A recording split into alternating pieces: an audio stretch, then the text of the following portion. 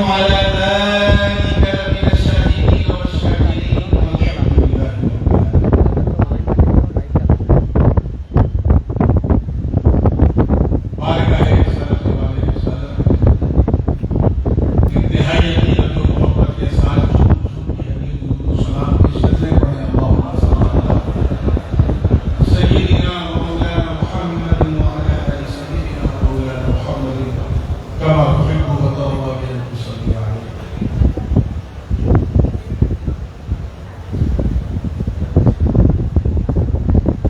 उससे हुजूर सरकार का रवैया रहमतुल्लाह ताला अलैह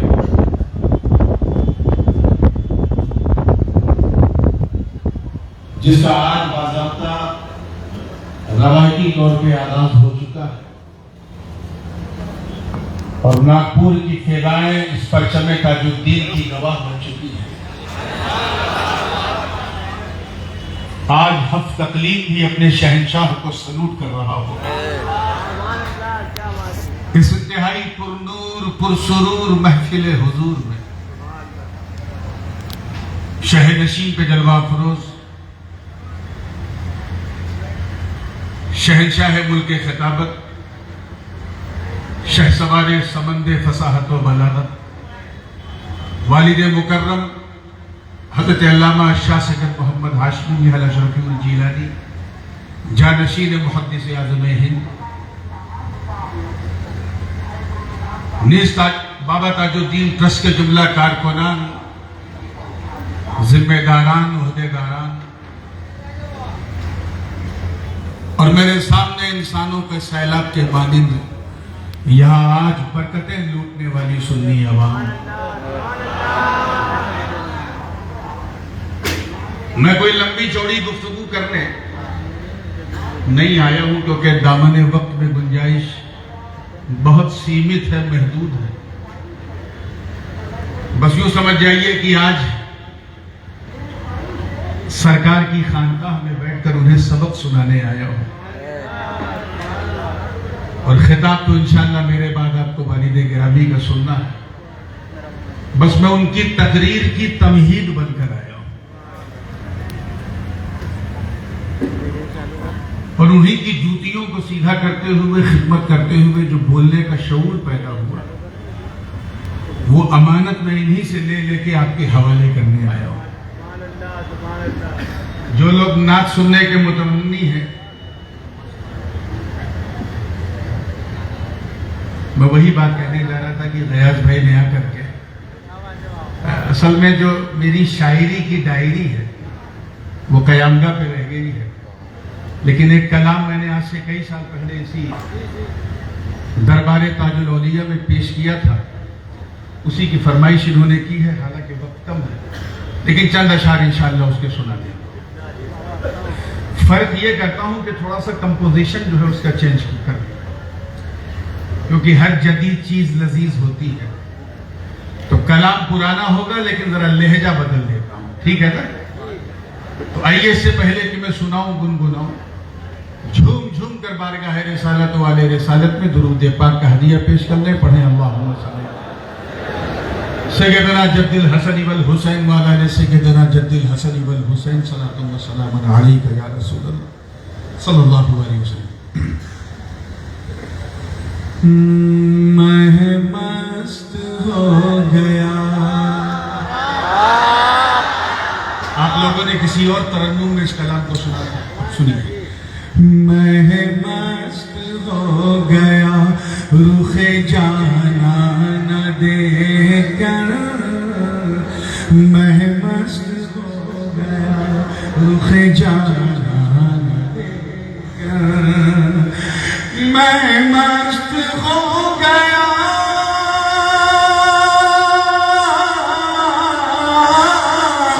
मैं मस्त हो गया रुख जाना न देखकर, अजीब वो मस्त हो गए, इधर देखते क्या है, वो मस्त हो गए मुझे मस्ताना देखकर, मस्त हो गया रुख जाना न देखकर, मैं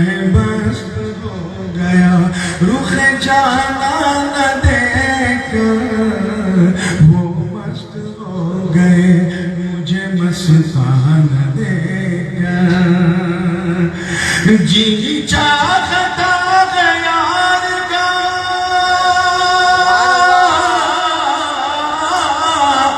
जी चाहता है यार का, करता रहूं तवाफ। जी चाहता है यार का, करता रहूं तवाफ। अतराफ शम्मा घूमता परवाना देगा, अतराफ शम्मा।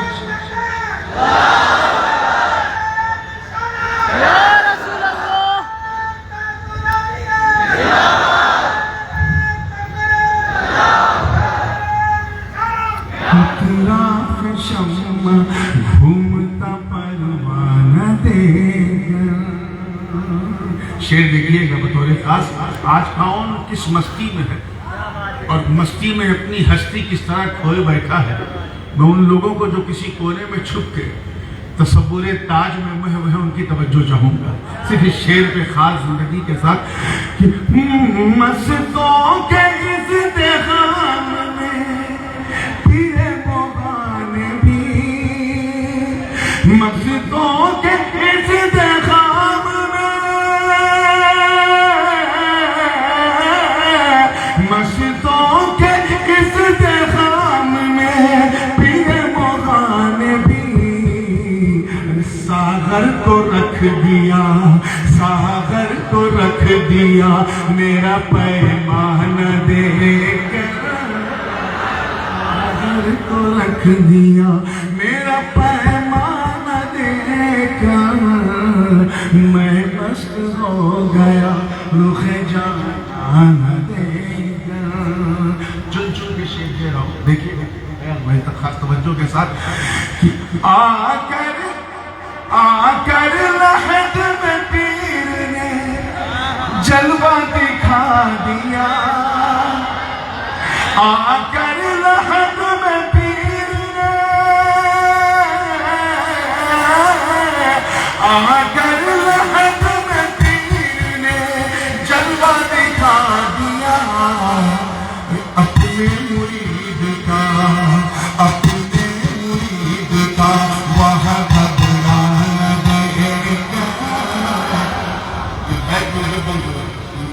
मुझे अपनी आवाज पर कॉन्फिडेंस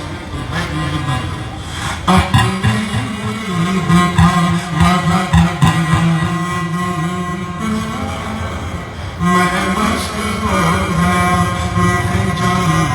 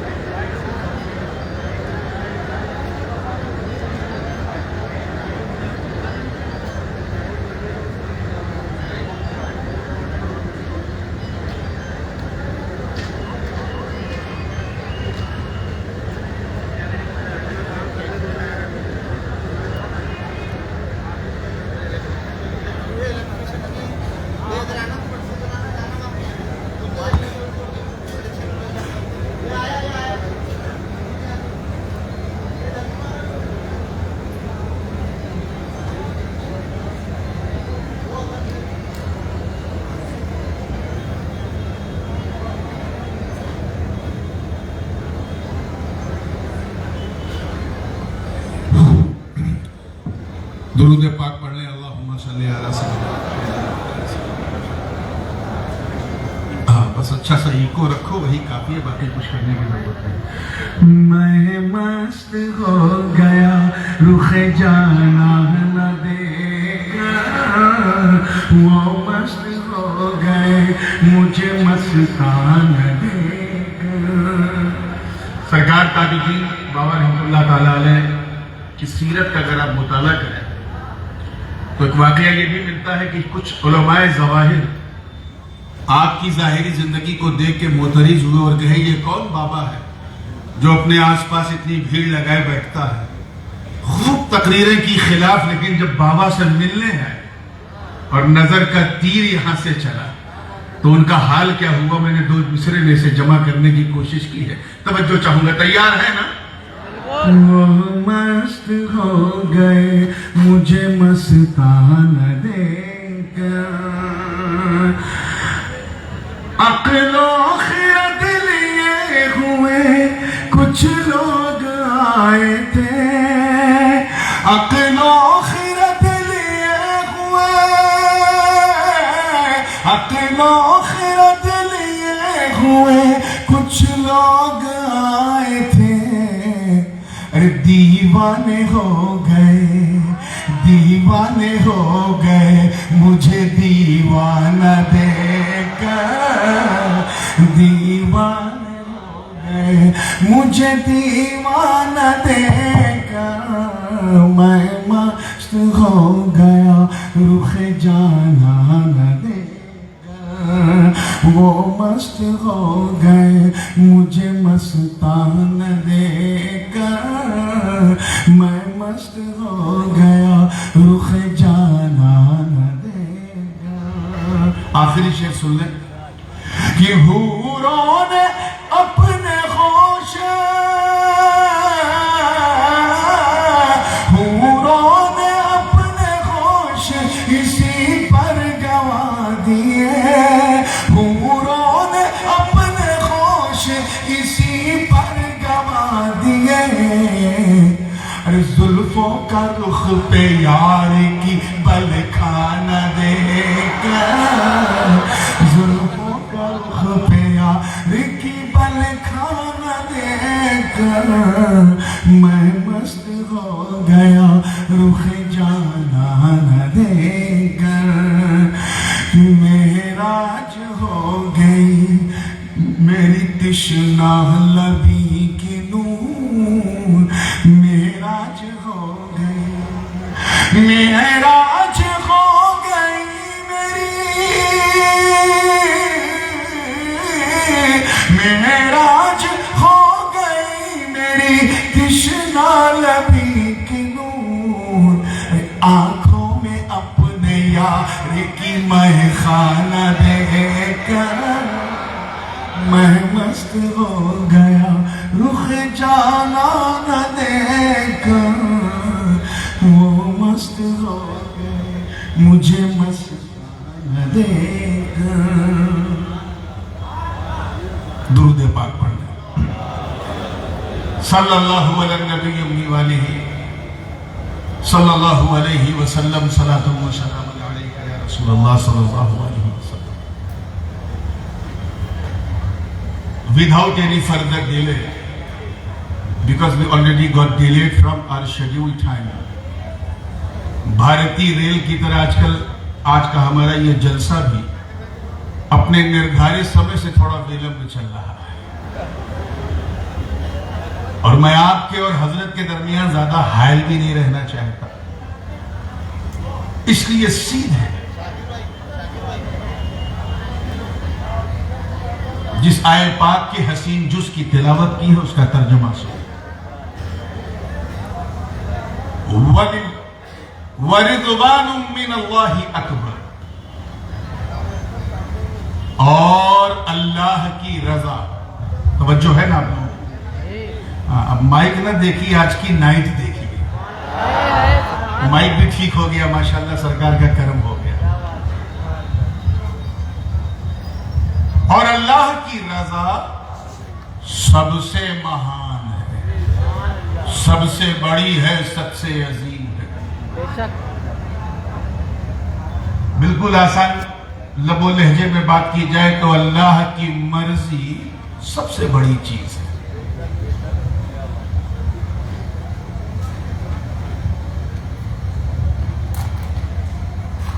अल्लाह का बहुत बड़ा करम है कि उसने हमें इंसान बनाया। तकरीरें तो मैं रोज करता हूं, मैंने पहले कह दिया कि आज मैं सबक सुनाने आया हूं। आध्यात्मिक सभा है और जो अध्यात्म का लेसन मैंने हजरत की सोहबत में रह के वाली साहब की सीखा, उसी का एक दो पाठ सुना के चला जाऊंगा।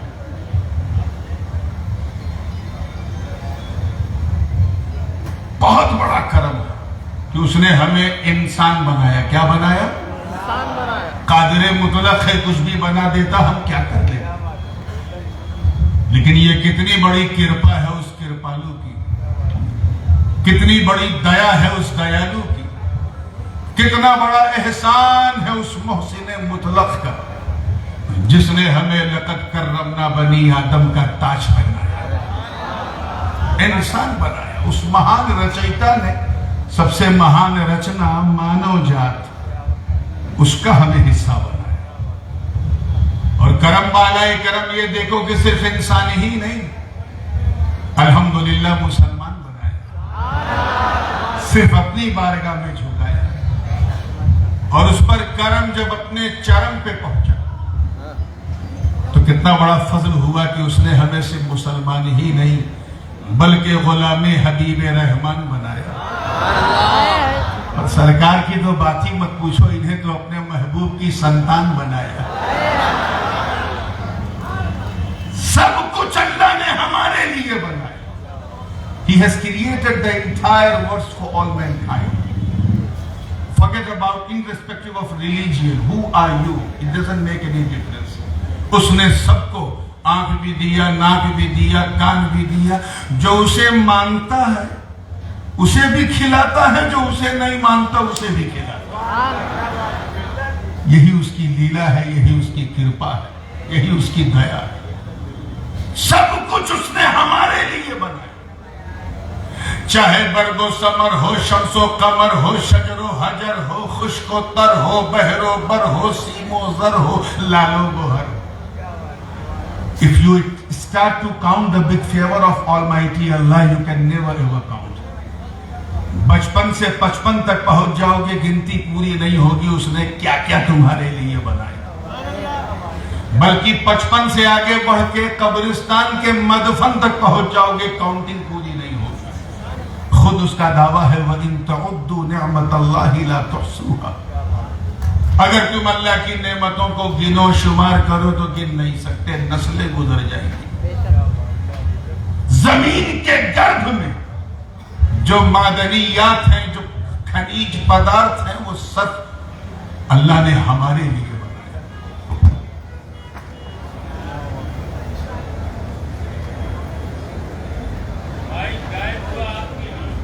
क्या बात है।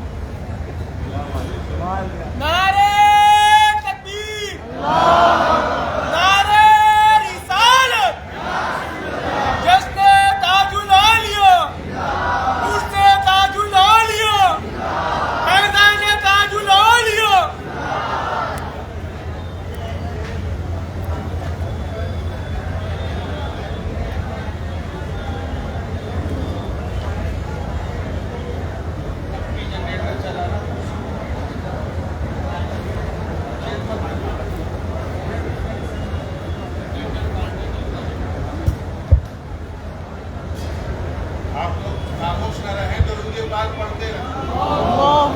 देखिए बरकत दुरूद की मैंने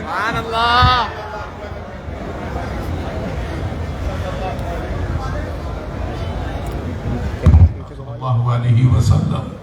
मैं बिल्कुल उसी पे आ रहा हूं, कहीं इधर उधर भागने की जरूरत नहीं। जमीन के गर्भ में जो खनिज हैं, जो मिनरल्स हैं, टाइटेनम हो, प्लेटिनम हो, गोल्ड हो, सिल्वर हो, चाहे सुबह नाश्ते की का आमलेट हो, या बच्चों की चॉकलेट हो, या फिर दरिया का पापलेट हो, या फिर बिकने वाला घासलेट हो, किसके लिए उसने बनाया? सब हमारे लिए, इंसान के लिए, मनुष्य के लिए। वेजिटेबल नॉन वेजिटेबल सब उसने हमारे लिए बनाया। कुछ जानों की हद तो ये है कि पशु भी उसने हमारे लिए बनाया। कुछ पशु जो तगड़े होते हैं उनकी पीठ पे हम बैठ के उन्हें अपनी सवारी बना लेते हैं, जैसे हाथी है, घोड़ा है, ऊंट है, वगैरह वगैरह। कुछ पशु ऐसे हैं जिनके कमर में रस्सा बांध के हम उनसे सामान खिंचवाते हैं। वो लात नहीं मारता, उसे पता है कि मैं इंसान के लिए। और कुछ माकुलुल लहम ऐसे पशु हैं जिन्हें हम ज़िबा, जो अल्लाह ने हमारे लिए ग़िज़ा के तौर पे बनाए, जिन्हें हम खा भी लेते हैं। वो टोकता नहीं, उसे पता है कि हम इंसान के लिए। दांत भी अल्लाह ने हमें 2 टाइप के दिए हैं। साइड में 16 दांत चबाने वाले दिए हैं और आगे 8 दांत काटने वाले दिए हैं। इसीलिए जो जानवर नोकीले दांत वाले होते हैं वो वेजिटेरियन नहीं है, जैसे गाय भैंस, वो सिर्फ गोश्त खाते हैं। जो फ्लैट दांत वाले हैं वो नॉन वेज नहीं है, वो सब वेजिटेरियन। लेकिन इंसान को अल्लाह ने दोनों प्रकार के दांत दिए, सब हमारे लिए। किसके लिए बोलो? मगर कभी एक लम्हे के लिए आपने सोचा, just for the moment did you think कि ए अल्लाह, सब कुछ तो तूने हमारे लिए बनाया, संपूर्ण ब्रह्मांड की रचना तूने मानव जात के लिए की, मौला हमें किसके लिए बनाया? हम किसके लिए? तो रब के करम ने आवाज दी, वमा खलक़तुल जिन्ना वल इंसा इल्ला लियअबुदून। मतलब ये है, गोया रब फरमा रहा है, मेरे बंदों, मैंने सब कुछ तुम्हारे लिए बनाया और तुम्हें मैंने अपने लिए बनाया। और इसलिए बनाया है ताकि तुम मेरी पूजा करो, मेरी ही वंदना करो, मेरे ही आगे अपना आत्मसमर्पण करो, अपने शीश को मेरे सामने झुकाओ। मैं ही तुम्हें खिलाने वाला हूं, मैं ही तुम्हें पिलाने वाला हूं, मैं ही तेरा पालनहार हूं, मुझी को राजी करो। उलमाए किराम अच्छी तरह जानते हैं कि जब रीजन ऑफ अराइवल इस दुनिया में इबादत है, क्या है? इबादत। तो ये जानना भी तो बड़ा जरूरी है, व्हाट डज मीन बाय इबादत, why we do puja, and what is the real meaning of worship, है क्या? तो मीर शरीफ जुरजानी रहमतुल्लाह अलैह ने तारीफ की है, अल इबादा हिय कुल्लु अमलिन यरज़ल्लाहु सुब्हानहु व तआला। इबादत हर वो काम है जिससे अल्लाह राजी हो जाए। पीछे वालों की तवज्जो चाहूंगा, ट्राई टू अंडरस्टैंड। हर वो काम जिससे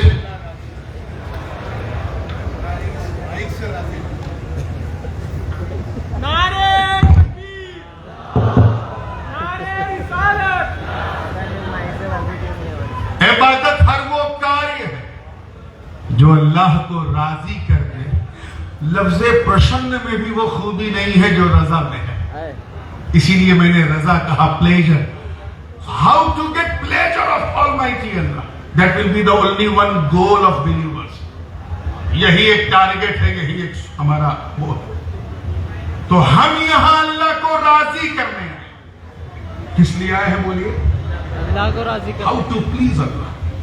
और अल्लाह उसी चीज से राजी होता है जो उसे पसंद। बेशक इंशाअल्लाह इस पर तो तफसीली गुफ्तगू फिर किसी मौके पे होगी। मैं जो बात कहना चाह रहा हूं उसे, यानी सब कुछ कुल मिला के रिज़ाए मौला ही है।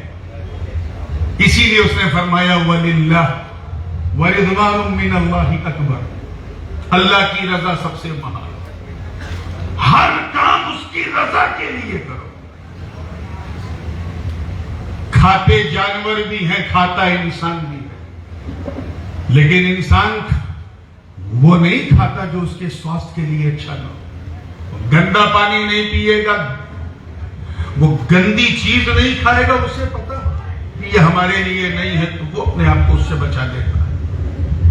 ऐसे ही भूख इंसान को भी लगती है, जानवर को, मगर जानवर अपनी भूख मिटाने के लिए कहीं भी मुंह मार लेता है। मुसलमान क्या करता है? वो खाता है जो उसके लिए हलाल है, वो नहीं खाता जो उसके लिए हराम है। वो प्यास मिटाना है मगर शराब नहीं पिएगा। आज हमारे कोई यूट्यूबर साहब आए हुए थे, इसी क्वेश्चन पे बड़ा जोर दे रहे थे। हजरत शराब नोशी बहुत आम होती जा रही है।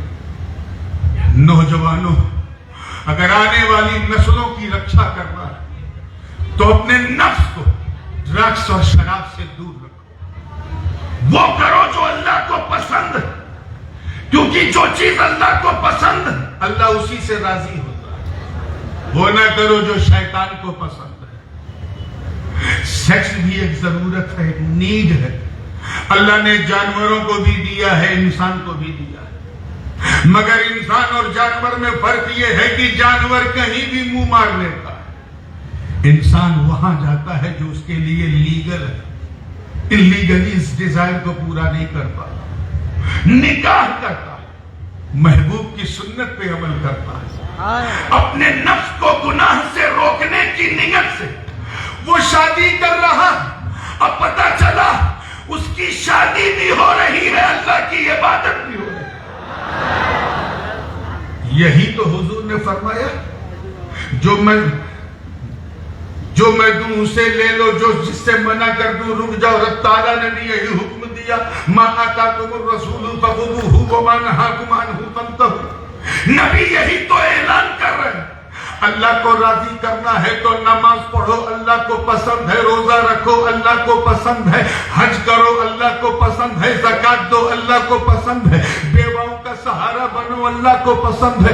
यतीमों का पेट भरो, अल्लाह को पसंद है। गरीबों की मदद करो, अल्लाह को पसंद है। अपने मुल्क की, वतन की रक्षा करो, अल्लाह को पसंद है। माँ बाप की सेवा करो, अल्लाह को पसंद है। लोगों को पढ़ाओ सिखाओ, अल्लाह को पसंद है। लंगर खिलाओ, अल्लाह को पसंद है। अल्लाह वालों से प्यार करो, अल्लाह को पसंद है। उसने फरमाया शराब मत पीना, अल्लाह को नहीं पसंद है। हराम मत खाना, अल्लाह को नहीं पसंद है। जुआ मत खेलना, अल्लाह को नहीं पसंद है। किसी के मूल अधिकारों का हनन मत करना, अल्लाह को नहीं पसंद है। किसी की प्रतिष्ठा को दांव पे मत लगाना, अल्लाह को नहीं पसंद है। नबी ने फरमाया नमाज पढ़ो। क्या फरमाया? सल्लू, और वो भी पिछली उम्मतों की कॉपी मत करना। आका ने फरमाया सल्लू कमा रअयतुमूनी उसल्ली, यानी नमाज वैसे ही पढ़ो। देखिए कितने लोग कैच कर रहे हैं, जैसा मुझे पढ़ता हुआ देखते हो। अब जिसने जैसा देखा वैसा पढ़ता है। हनफी ने जैसा देखा वैसा पढ़ रहा है, शाफी ने जैसा देखा वैसा पढ़ रहे, मालिकी ने जैसा देखा वैसा पढ़ रहे, हम्बली ने जैसा देखा वैसा पढ़ रहे।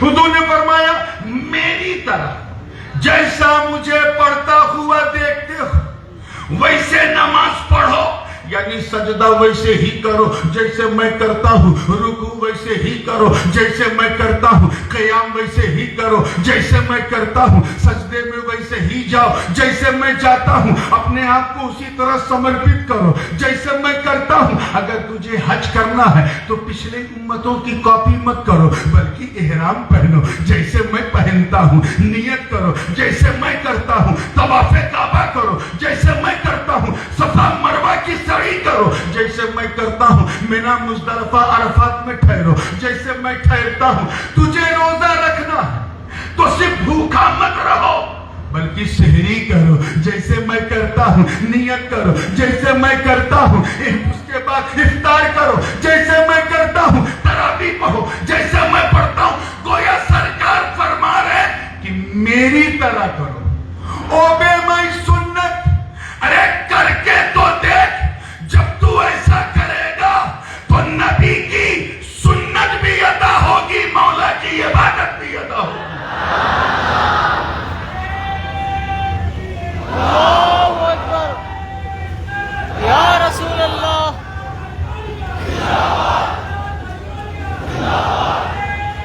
तो अगर कंक्लूजन पे आ जाइए तो इबादत नाम है सुन्नते पाके मुस्तफा, अदाए हबीब को अपनाने का। अदाए हबीब को अपनाने का नाम है, और यही this is the main key to get closer to almighty Allah. Allah के करीब होने का इससे बेहतर तरीका नहीं है कि अपनी जिंदगी को रज़ाए इलाही में वक्फ करो। सब चाहते हो ना करीब होना। वाइफ भी जब सैयदना ताजुल औलिया, हम क्यों इनसे मोहब्बत करते हैं? क्योंकि ये अल्लाह के करीब, और जो अल्लाह के करीब होता है वो अपने अनुयायियों को अपने करीब करके अल्लाह के करीब कर देता है। अजीब चीज है। इंसान जिससे जितना डरता है उतना दूर भागता है। बिल्कुल ये ह्यूमन साइकोलॉजी है। मनोवैज्ञानिक रूप से मनुष्य जिससे जितना भय करता उतनी दूर भागता है। सांप ने फन खोला, डर के भागा। सामने आग दिखी, डर के भागा। किसी ने कोई वेपन तान दिया, डर के भागा।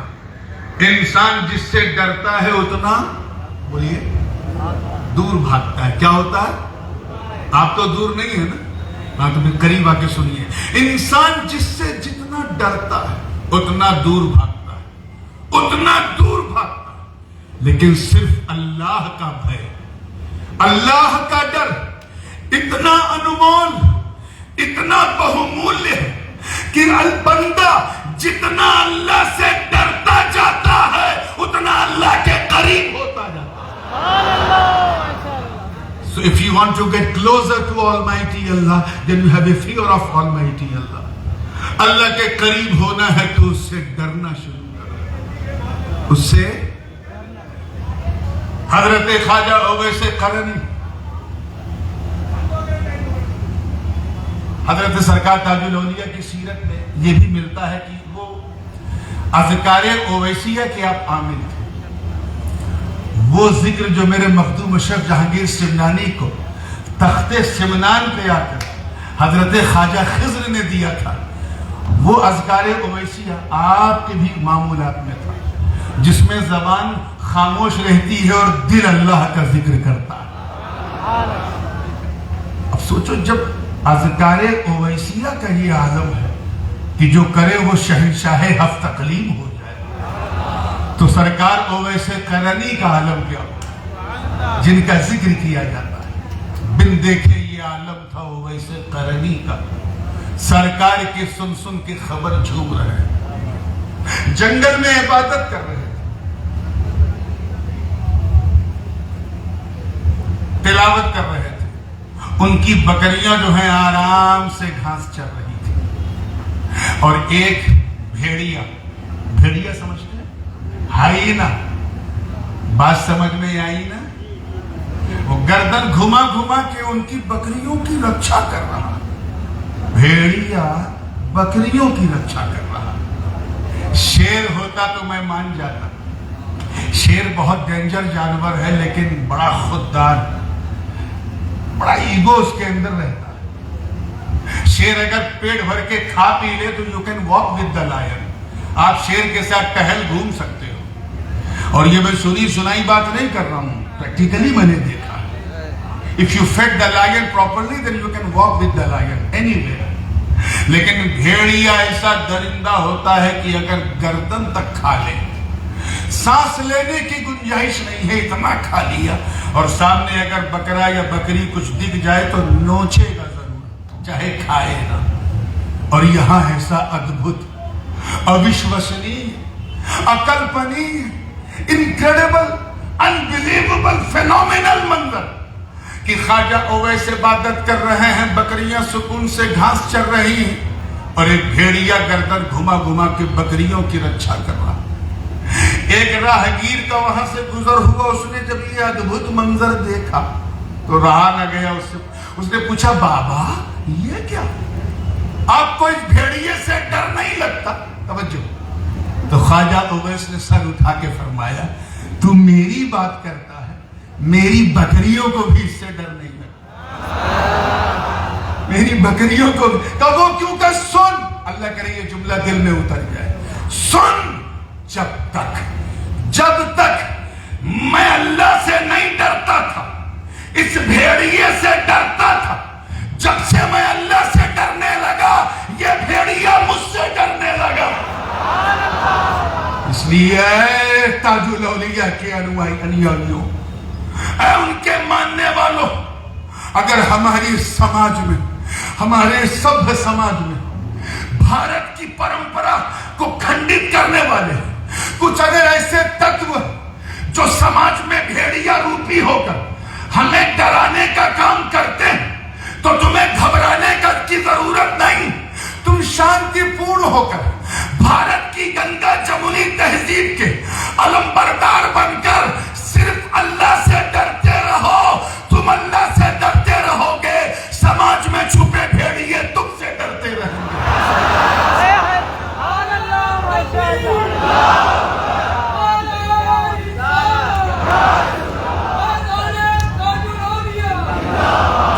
ये वो दर है जहां नैतिकता का पाठ पढ़ाया जाता है। You don't have a right to take the arm in your hand. कोई चांस नहीं, किसी कल्चर में नहीं, और हमारे भारत के संविधान में तो बिल्कुल नहीं। किसी निर्दोष को सताना, उसे मारना, किसी अनसोशल एलिमेंट्स का हिस्सा बनना। आज अगर किसी के दिमाग में ऐसा कोई कीड़ा पनप रहा है तो ताजुल औलिया की चौखट को चूम के तौबा कर ले। ये सूफी का दरबार है, यहां प्रेम और मोहब्बत का पाठ पढ़ाया जाता, और यहां से ये सीख लेके जाओ कि अगर अपने अधिकारों को पाना है तो नैतिकता के आधार पे पाओ, कोई गैर कानूनी काम नहीं। कानून के साथ अपना हक पाने की कोशिश करो ताकि एक बेहतरीन राष्ट्र की निर्माण कर सको। अब 5-6 मिनट में मैं, क्योंकि मैंने कहा था अध्यात्म की नगरी में बैठा हूं और मैंने जो उन्वान चुना है उसे आखिर तक पहुंचाना भी मेरा फर्ज है। इजाजत है ना? 5-6 मिनट, ठीक, बिल्कुल तवज्जो के साथ। मैंने अर्ज किया कि सबसे बड़ी रजा अल्लाह की है। किसकी बोलिए? कुर्सी पे बैठने के बाद आवाज कम निकलती, इसलिए मैं डर रहा था। सबसे बड़ी रजा अल्लाह की। ये तो आखिरी और फाइनल स्टेज है। मैं थोड़ा आपको रिवर्स करता हूं। ये तो सभी जानते हैं कि शैतान मानव जात का खुला दुश्मन है। हर किताब में आपको मिलेगा, चाहे ओल्ड टेस्टामेंट पढ़ो, न्यू टेस्टामेंट पढ़ो। हक तो ये है कि चाहे ऋग्वेद पढ़ो, श्यामवेद पढ़ो, यथर्वेद पढ़ो, यजुर्वेद पढ़ो, पुराणों को पढ़ो, शास्त्रों को पढ़ो, ये सीख हर जगह मिलेगी कि शैतान यानी राक्षस मानव जात का खुला दुश्मन है। क्या है? खुला दुश्मन है। लेकिन एक दुश्मन और है इंसान का, जो शैतान से 2 कदम आगे चलता है और उससे 2 कदम ज्यादा डेंजर है, और वो हमारे अंतरात्मा, हमारे अंदर है, जिसे हम उर्दू या अरबी में नफ्स कहते हैं। क्या कहते हैं? नफ्स, इच्छा। और इसे अगर इंग्लिश में कहा जाए तो लस्ट, और प्रॉपर हिंदी में कहा जाए तो हमारी वो इच्छा जो हमारे लिए लाभकारी ना हो, यानी वासना। ये सेक्स से भी ऊंची चीज है, वो सबसे बड़ा हमारा दुश्मन है। आलम ये कि बहकाता वही है, शैतान तो सिर्फ उसका सपोर्ट करता है। अच्छा एक बात बताइए, आपने सुना है ना कि रमजान शरीफ में शैतान को जो है वो जंजीर पहना दी जाती है? सुना कि नहीं? सुलसिलती शयातीन, कैद में चले जाते हैं। मिर्जा गालिब साहब से किसी ने पूछा, कमरे में गए, अचानक देखा 4-5 शोरा बैठे हैं, गालिब साहब भी बैठे, रमजान का महीना है और सब गटक गटक आम खा रहे हैं। रमजान की दोपहर में गालिब साहब आम खा रहे हैं। किसी ने देखा तो कहा, गालिब साहब ये क्या, रमजान में बड़ी दोपहर में आम? अरे रमजान में तो शैतान भी बंद हो जाता है। और आपने कहा वो असल में जिस कमरे में शैतानों को बंद किया जाता है वो कमरा यही है। तो ये कमरा यही है। तो ये मैंने क्यों सुनाया, ताकि आप ये जहन में रखें कि जब रमजान में शैतान कैद खाने में चला जाता है तो हमें कौन बहकाता है कि रोजा छोड़ दो, आज सेहरी में नियत ना करो, आज सुबह ये खा लो, तरावी में ना जाओ। ये कौन कर रहा है? शैतान तो कैद खाने में, ये नफ्स करता है। कौन करता है? नफ्स का काम है आपके ईगो को डेवलप करना। आप सोचेंगे ना, शैतान को किसने बहकाया था? शैतान तो शैतान था ना, उसे ईगो ने बहका दिया था। अना खैरुम मिन्हु, मैं आदम से बड़ा हूं। खलक़तनी मिन नारिन व खलक़तहु मिन तीन, तूने मुझे आग से बनाया, आदम को मिट्टी से बनाया। आई एम बेटर देन आदम। ये किसने पैदा किया? ये सुपीरियरिटी कॉम्प्लेक्स, ईगो ने, अना ने, और यही नफ्स है, वही हमें बहकाता। इंसान जब शराब पीने की इच्छा रखता है, अल्लाह का हम सबको दूर रखे उससे, तो वो सबसे पहला जो मुहर्रिक है, जो शराब पिलवाता है, वो नफ्स है। क्या है? बोलो। शैतान सिर्फ इतना सपोर्ट करता है कि उस बहकावे को मुदल्लल कर देता है, विद प्रूफ कर देता है। जैसे शैतान ये दिमाग में डालेगा कि शराब पियोगे तो पेट अच्छा रहेगा, गैस नहीं बनेगी, ये प्रॉब्लम नहीं होगा, वो ये शैतान ने डाला। तो दोनों एक दूसरे को कोऑर्डिनेट करते हैं। शैतान बहकाएगा तो नफ्स कोऑर्डिनेट करता है, नफ्स बहकाएगा तो शैतान कोऑर्डिनेट करता है। तो वो नफ्स जो इंसान को सिर्फ गुनाह की तरफ ले जाता है, उस नफ्स को नफ्से अम्मारा कहते हैं। इस बात को जरा बहुत बारीकी से सुनिएगा ताकि मकाम ताजुल औलिया समझ में आ जाए। नफ्से अम्मारा, और ये काफिरा नफ्स है क्योंकि ये सिर्फ गुनाह करवाता है। ये गुनाह को खूबसूरत बना के पेश करता है, ये गुनाह के अंदर टेस्ट पैदा कर देता है, गुनाह के अंदर स्वाद और लज्जत डाल देता है। इसीलिए बंदा उसके बहकावे में आके गुनाह पे गुनाह, गुनाह पे गुनाह करता रहता है। बंदा तौबा करता, अल्लाह मैं आंदा ये गुनाह नहीं करूंगा, फिर गुनाह किया, फिर तौबा किया, फिर गुनाह किया, फिर तौबा किया, फिर गुनाह किया। अगर वो बार बार तौबा कर रहा और गुनाह कर रहा है तो समझ जाओ उसका नफ्स नफ्से अम्मारा से तरक्की करके नफ्से लव्वामा हो गया। वो नफ्स जिसकी कसम कुरान ने खाई, ला उक़सिमु बिन्नफ्सिल लव्वामा, यानी उसे गुनाह गंदे लगते हैं फिर भी करता है और करके पछताता है, फिर तौबा करता है, फिर गुनाह करता है, फिर गंदे लगे, फिर पछताने लगा, कभी आंसू बहाता है, फिर गुनाह करता है। यानी अभी उसके नफ्स में कंफ्यूजन है। क्या है? इस नफ्स को नफ्से लव्वामा कहा गया है। ये गुनहगारों का नफ्स है। किसका है? नफ्से अम्मारा कुफ्फार का है, नफ्से लव्वामा गुनहगारों का है। और फिर एक वक्त ऐसा आता है कि इतने गुनाह बंदा कर चुका होता है कि एक दिन अज़्म मुसम्मम करके पक्की तौबा कर लेता है। अल्लाह बहुत हो गया, आज के बाद मैं शराब नहीं पीऊंगा, आज के बाद मैं ज़िना नहीं करूंगा। ऐसा उसने पुख्ता इरादा किया, गुनाह से उसे नफरत होने लगी। गोया अब उसका नफ्स तरक्की करते करते नफ्से लव्वामा से आगे बढ़ के नफ्से मुलहिमा हो जाता है। क्या? इसी को नफ्से मोमिना कहते हैं। ये मोमिनीन का नफ्स है। जैसा कि रब ताला ने फरमाया फ़अल्हमहा फुजूरहा व तक़वाहा, कि अल्लाह ताला ने उसके फुजूर को तक़वे से बदल दिया।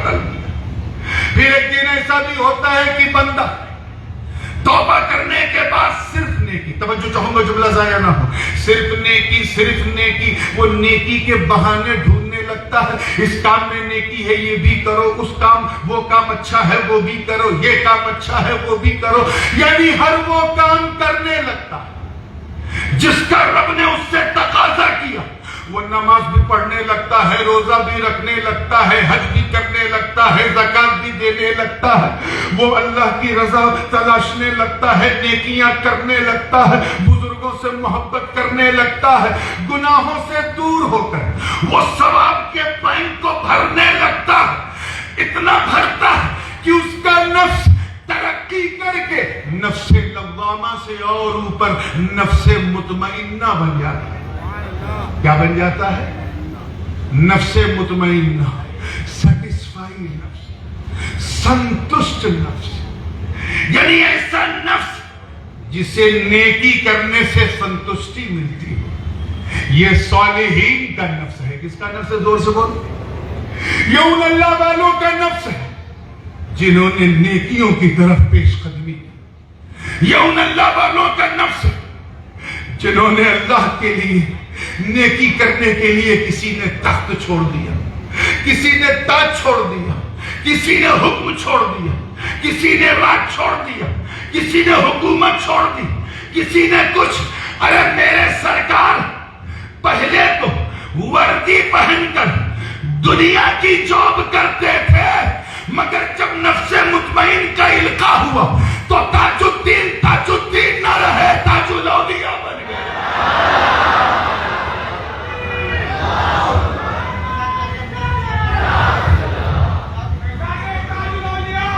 अब 2 मिनट में बात फिनिश कर रहा हूं। उसके बाद बंदा, अच्छा ये बात तो आप जानते हैं ना कि संतुष्टि जो है ये नफ्स की कैफियत नहीं, ये दिल की कैफियत है। किसकी?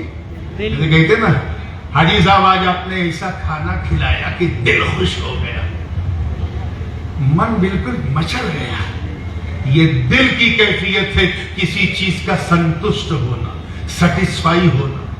और यहां क्या कहा जा रहा है? नफ्से मुतमईन, मतलब बंदा इस कदर नेकियों में अपनी जिंदगी को आगे बढ़ाता है कि उसके दिल ही उसके नफ्स के मकाम पे बैठ जाता है, यानी उसका नफ्स और उसका दिल एक दूसरे को कोऑर्डिनेट करने लगते हैं। अब वो सबको पूरी दुनिया दिमाग से देखता है और अपने रब की शान को दिल से देखता है।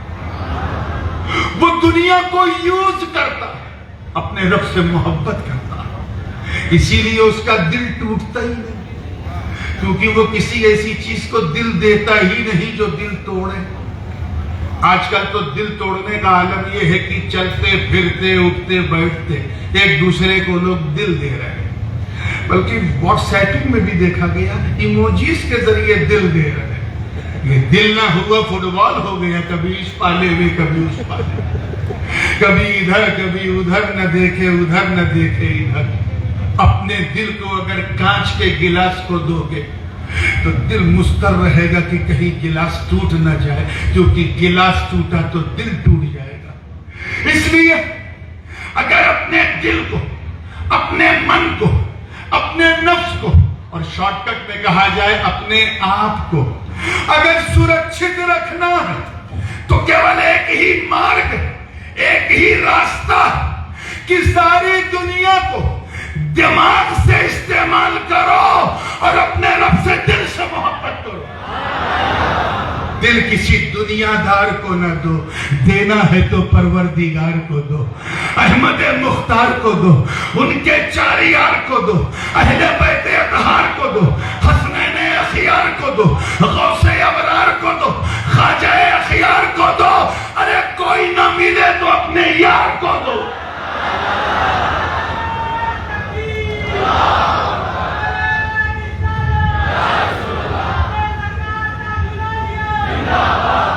Last but not the least, 6 quality होती है नफ्स की, 4 बयान कर दिया।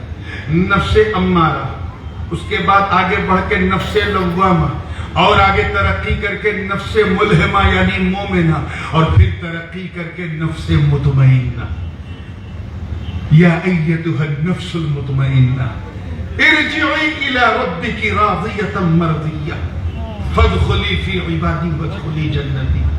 कि जब बंदे का नफ्स नफ्से मुतमईन हो गया, सेटिस्फाई नफ्स हो गया, तो आवाज आई लौटा अपने रब की बारगाह में राजी और मर्जी बन के। राजी जो है ये 5वां नफ्स है, मर्जी जो है ये 6ठा नफ्स है। राजी का मतलब ऐ नफ्से मुतमईन, अब तो तेरा नफ्स मुतमईन हो गया है, अब तुझे हर काम सिर्फ अल्लाह की रजा के लिए करना। जमीन पे चलो तो अल्लाह की रजा के लिए, खाना खाओ तो अल्लाह की रजा के लिए, शादी ब्याह करो तो अल्लाह की रजा के लिए, बिजनेस कारोबार करो उसमें भी अल्लाह की रजा के लिए, चलते फिरते उठते बैठते सोते जागते खाते पीते सिर्फ रजाए मौला, सिर्फ अल्लाह की मर्जी। जब बंदा इस पर चलता है तो आवाज आती है इरजिई इला रब्बिकी, ऐ नफ्स अब इधर उधर मत जा, अपने रब के की जन्नत में दाखिल हो जा, अपने मौला के बंदों में शामिल हो जा। फिर वो वक्त आता है कि जब बंदा सिर्फ रजाए मौला, हर चीज रजाए मौला, तो फिर उसका नफ्स तरक्की करते करते करते करते नफ्से राजिया से आगे बढ़ के नफ्से मर्जिया बन जाता है। दोनों में फर्क है और इसी फर्क को बयान के बाद खत्म। पांचवा जो नफ्स है नफ्से राजिया, इसमें बंदा तालिब होता है। क्या होता है? तालिब होता है, सीकर है, लेने वाला। मौला मतलूब है, ये लेने वाला है, तलब कर रहा है, और जिसे तलब कर रहा है वो मौला की जात है। लेकिन तलब करते करते करते करते तरक्की करके बंदा उस मकाम पे पहुंच जाता है कि उसका नफ्स राजिया नहीं मर्जिया बन जाता है। अब नफ्से मर्जिया में बंदा तालिब नहीं, खुदा तालिब होता है। बंदा मतलूब होता है, खुदा मुहिब होता है। बंदा महबूब होता है, खुदा लवर होता है। बंदा भी लवर होता है। जब तक वो जन सेवा में थे ये तालिब थे, खुदा मतलूब था। मगर जब अपने आप को हरे हरे कपड़े में लपेट कर दरवेशी के लिबास में आ गए तो ताजुद्दीन मतलूब हो गए, माला तालिब हो गए। खुदी को कर बुलंद इतना कि हर तकदीर से पहले खुदा बंदे से खुद पूछे बता तेरी रजा क्या है। ये मकाम रजा है जिसने अबू बकर को सिद्दीकियत के मनसब पे बिठाया। ये वही मकाम रजा जिसने फारूक आजम को सैयदुल आदिलीन बनाया। ये वही मकाम रजा जिसने उस्मान जिन नूरैन को दिलहया वल कमरैन बनाया। यही मकाम रजा जिसने अली को खैबर शिकन शाहे ज़मन बनाया। ये मकाम रजा जिसने हसन को इमामत का मनसब दिया। ये वही मकाम रजा है जिसने हुसैन को शहादत का मनसब दिया। वरना ये मकाम रजा की डिफिनेशन क्या है? हजरत फरीदुद्दीन अत्तार रहमतुल्लाह अलैह फरमाते हैं मकाम रजा ये बड़ा नाजुक मकाम है। मकाम रजा का मतलब तर्कुल इख्तियार बादल क़ज़ा।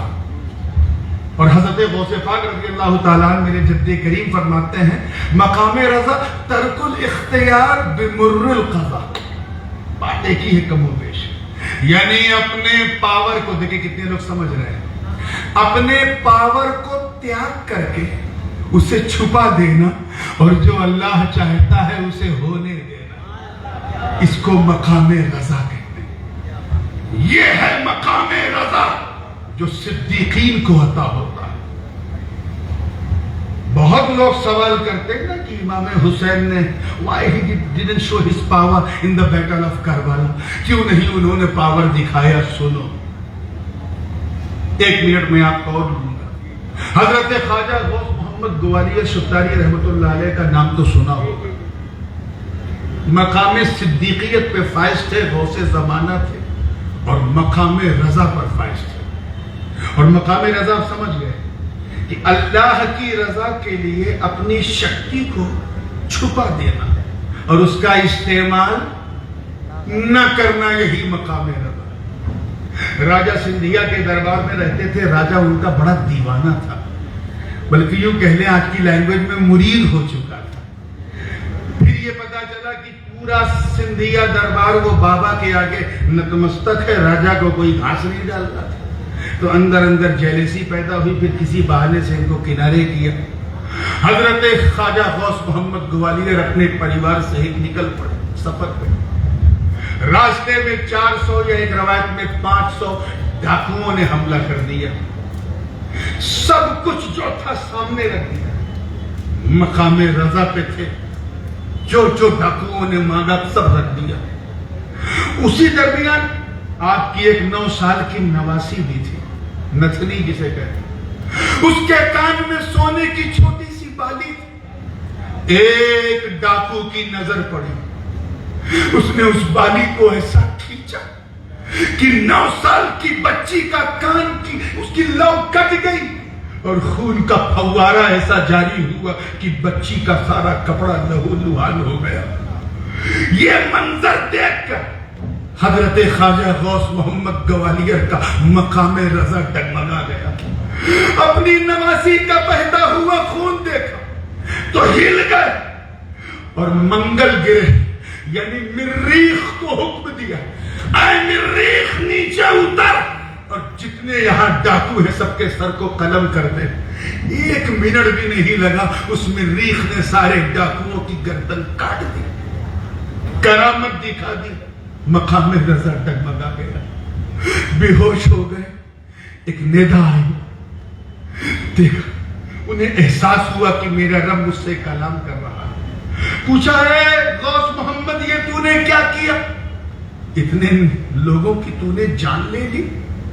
कहे, अल्लाह मैंने इसलिए जान ली, इसलिए मैंने मंगल ग्रह को हुक्म दिया क्योंकि मेरी नवासी पर इनको जरा सा भी रहम नहीं आया, उन्होंने उसका खून बहा दिया।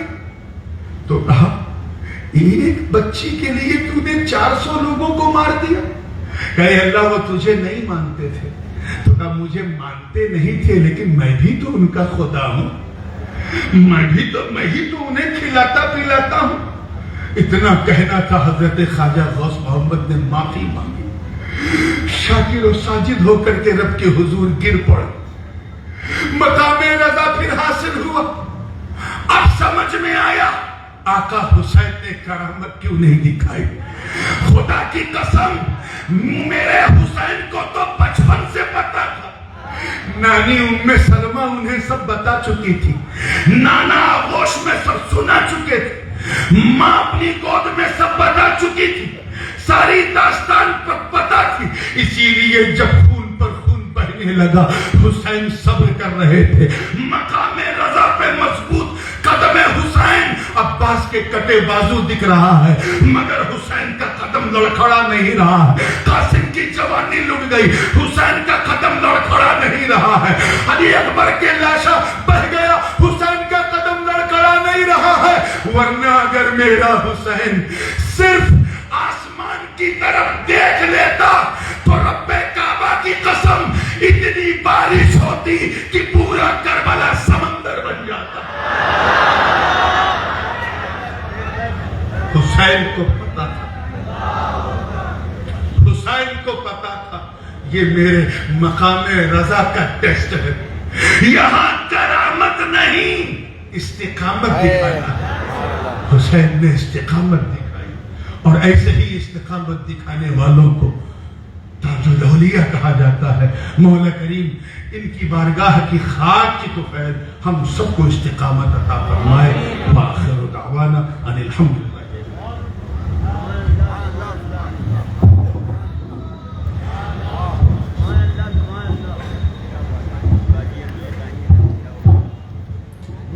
मुअज़्ज़िज़ हाज़रीन, बगैर किसी ताख़ीर के मैं एक बात अर्ज करते हुए हुज़ूर गाज़ी मिल्लत को आवाज़ दूंगा। उनका बड़ा पसंदीदा शेर पेश करूंगा। मुझे जनाब अलहाज प्यारे खान साहब चेयरमैन साहब ने एक बात बताई, हजरत मेरी भी मालूमात में इजाफा हुआ कि एक शो आता है टीवी पर जिसको करोड़पति कहते हैं। उसमें सवाल किया गया कि हिंदुस्तान की वो कौन सी शख्सियत है जो फ्लाइट के जरिए सबसे ज्यादा सफर करती है। हम ये जानते हैं कि खानवादा मुहद्दिस आज़म हिंद अलैहिर्रहमा तबलीग दीनो मतीन के लिए दुनिया का कोई बर्रे आज़म नहीं है जहां पर तबलीग दीन मतीन के लिए उन्होंने सफर नहीं किया हो और सोहबतें नहीं बर्दाश्त की हो। जब ये सवाल किया गया कि हिंदुस्तान की कौन सी शख्सियत है तो उसमें ये जवाब आया कि अल्लामा मौलाना हाशमी मियां हिंदुस्तान के करोड़ों इंसानों में वो इंसान हैं जिन्होंने सबसे ज्यादा सफर फ्लाइट के अंदर किया है। आप उनकी उम्र के हिसाब से अंदाजा लगा सकते हैं कि आज भी गाज़ी मिल्लत उसी अज़्म उसी हौसले के साथ तबलीग दीन मतीन की जिम्मेदारियों को अंजाम दे रहे हैं। सरकार आपकी बारगाह में 2 शेर अर्ज करते हुए, और यही है वो बात तो बहुत लोग करते हैं, अपने अपने अंदाज से करते हैं, लेकिन गाज़ी मिल्लत की जो बात करने का तरीका है, शायर कहता है कि बात हीरा है, बात मोती है। बात हीरा है, बात मोती है, और बात लाखों की बात होती है। और बात हर बात को नहीं कहते, बात मुश्किल से बात होती है। बात हर बात को नहीं कहते, बात मुश्किल से बात होती है। और बात कहते हैं रब्बे अरनी को, बात तो मूल किताब होती है। बात बोले कलीम हो जाए, सुनने वाला नदीम हो जाए, सुनने वाला नदीम हो जाए। आइए गाज़ी मिल्लत का शान शान बारगाह ताजुल औलिया में हम इस्तेक़बाल करें। नारे तकबीर, नारे रिसालत, जश्न ताजुल औलिया, नारे तकबीर। गाज़ी मिल्लत खिताब फरमाएंगे।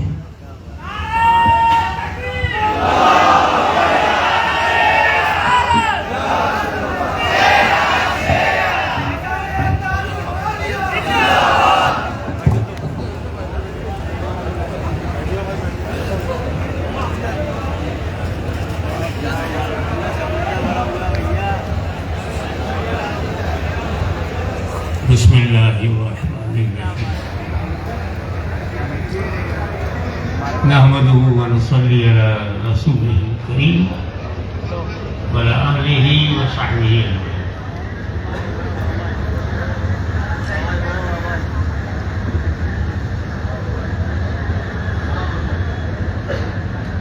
अम्मा बाद, अऊज़ु बिल्लाहि मिनश शैतानिर रजीम। बिस्मिल्लाहिर्रहमानिर्रहीम। अल-यौम अकमलतु लकुम दीनकुम व अतममतु अलैकुम निअमती। सदक़ल्लाहु मौलाना अल-अलीयुल अज़ीम व बल्लगना रसूलहुन नबियुल अमीनुल करीम व नहनु अला ज़ालिका मिनश शाहिदीन व शाकिरीन वल्हम्दुलिल्लाहि रब्बिल आलमीन। इन्नल्लाहा व मलाइकतहु युसल्लूना अलन नबी या अय्युहल्लज़ीना आमनू सल्लु अलैहि व सल्लिमू तस्लीमा। अल्लाहुम्मा सल्लि अला सय्यिदिना मौलाना मुहम्मद व अला सय्यिदिना मौलाना मुहम्मद व बारिक वसल्लिम कमा तुहिब्बु व तुर्दी।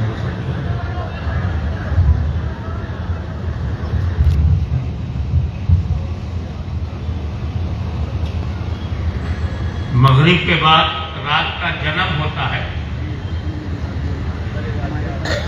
ईशा के वक्त जवान होती है। 11 बजे बुढ़ापा शुरू होता है। 12 बजे बुढ़ी हो जाती है। जब रात जवान थी तो स्टेज खामोश था। अधेड़ हुई तो जवानों को मौका दिया गया। अब जब रात बुढ़ी हो गई तो इस बुढ़े को बुलाया गया। अब दुआ करो कि जब बुढ़िया मेरी किस्मत में ही है तो निभाह लूं।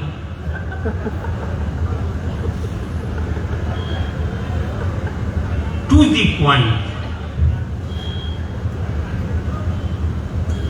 Requirements of the period.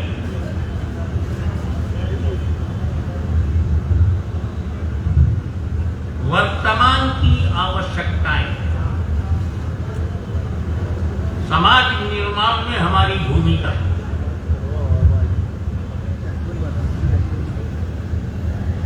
इस्लाम के बारे में फैलाए गए भ्रम का निवारण,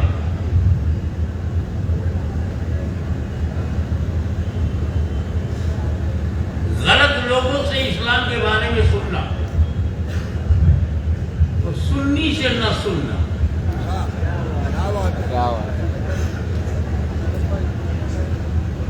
जो गुरु नहीं उसे गुरु मानना,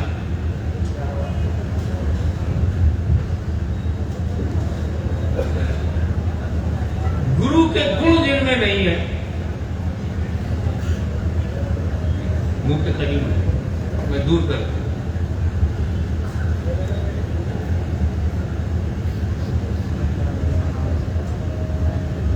1 करोड़ 2 करोड़ 4 करोड़ अनुयायी हो जाना, ऐसे गुरु को गुरु मानना जो गुरु कहलाने योग्य नहीं है।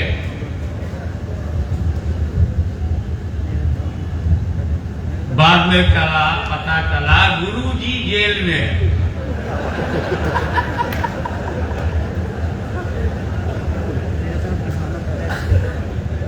वो चेले का पथ प्रदर्शन कैसे करेगा जो स्वयं जेल में जा रहा है? यहाँ तो वो लेटा है कि जेल वालों को बाहर ला सकता।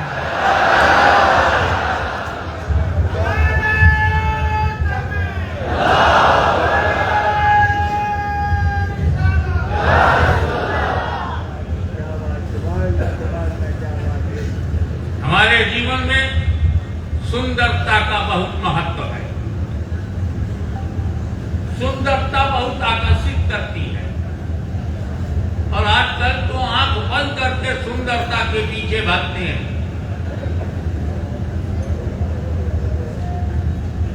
लेकिन भूल जाते हैं कि सुंदरता टेम्पोरेरी है।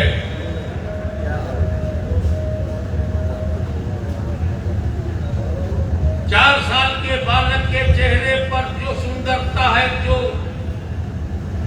उसकी छवि है, माँ बाप ही को नहीं, जो देखे उसे आकर्षित करती। जैसे वो 5 साल का बालक जिसकी beauty just like a daily morning,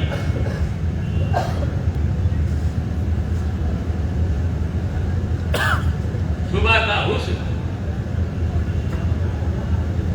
जैसे 15-16 साल का होता है वो बचपन की मासूमियत समाप्त, संपलाय,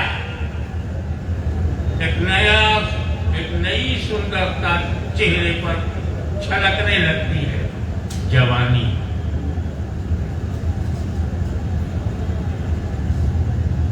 30-35 साल के बाद जब वो मेरी तरह बुढ़ा हो जाता है तो जवानी की वो सुंदरता भी बिस्तर लपेट के चली जाती। चेहरे पर झुर्रियां, हड्डियों से गोश्त का ताल्लुक ढीला और लड़खड़ाता हुआ सड़क पर बुढ़ा चल रहा है। तो सुंदरता के पीछे उतना ही भागो जितनी जरूरत है। सुंदरता के कदमों पर समर्पित ना हो जाओ, वरना वो भी टेम्पोरेरी है, अस्थायी है। मगर सुंदरता से ज्यादा महत्व है विशेषता, क्वालिटी। ये जो मंच पर बैठे हैं क्वालिटी है। हाँ नहीं देखा। IAS IPS बनते हैं, क्वालिटी है।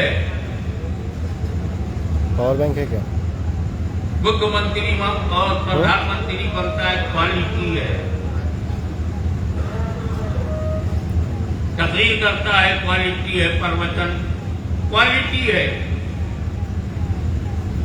और मियाँ ऊंचे स्थान पर सुंदरता देख के नहीं बैठाया जाता कुर्सी पर, विशेषता देखा जाता।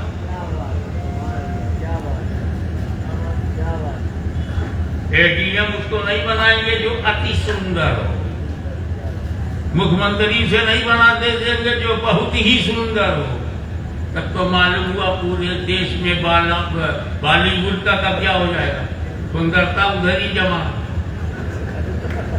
विशेषता, quality, but unfortunately quality is also temporary। जब तक आंख में देखने की क्वालिटी है, हम देख रहे हैं, मालिक न करे, एक्सीडेंट हुआ, हॉस्पिटलाइज हुए, बाहर निकले, दोनों दुकान बंद। वो चाहे नफरत की दुकान हो या मोहब्बत की दुकान हो, दोनों दुकान बंद। तो विशेषता समाप्त। क्या चीज नहीं बदलती? रियलिटी, वास्तविकता, ये नहीं बदलती। If you will turn your face from reality, okay, you can change your face from reality, but you can't change reality. हकीकत से चेहरा फेर लो, ये हो सकता है, मगर हकीकत को बदल दो, नहीं हो सकता।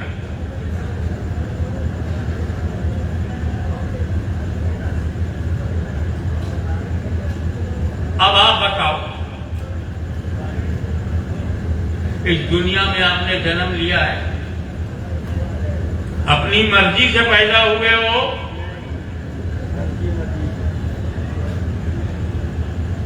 एक 140 करोड़ भारतीय जनसंख्या, कौन अपनी मर्जी से पैदा हुआ है? ऐलान करके कौन आया? अम्मा को तो पता नहीं कब डिलीवरी होगी, तेरे को क्या पता? अपनी मर्जी से पैदा नहीं हुए, यही वास्तविकता है, हकीकत यही है ना, रियलिटी यही है। अब बता, अपनी मर्जी से मरेगा, मर्जी से मरेंगे कि नहीं? मरते मरते दवा खाएंगे कि ना मरें?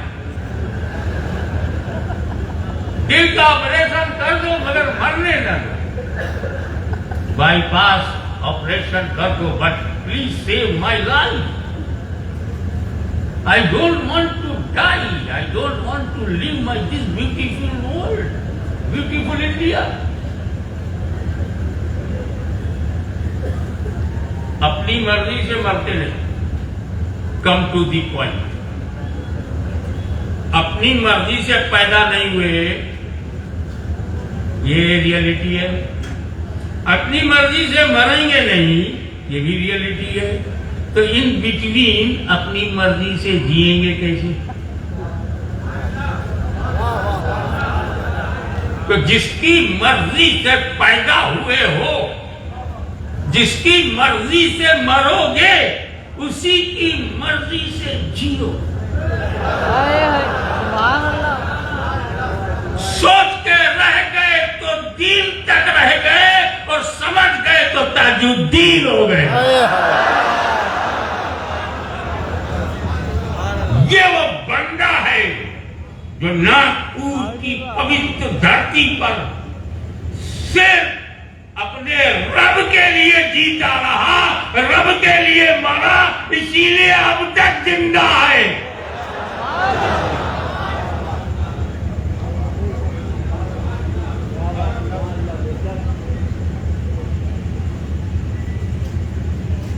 अभी हमारे अध्यक्ष महोदय आए, उन्होंने हार के रूप में श्रद्धा सुमन अर्पित किया।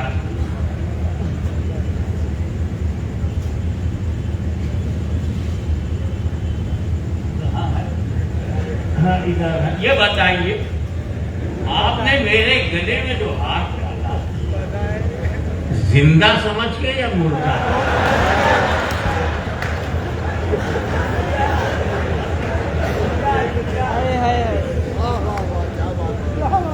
फूल चढ़ाया तो जिंदा समझ के या मुर्दा?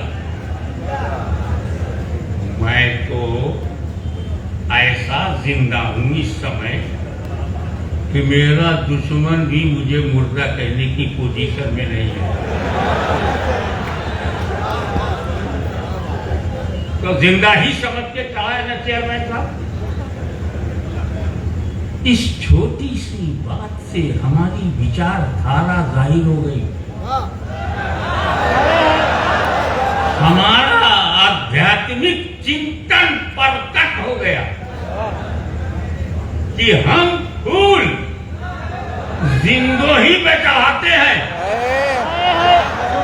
हम फूल जिंदोही पे चढ़ाते हैं, चाहे जिंदा जमीन पर हो या जिंदा जमीन में हो।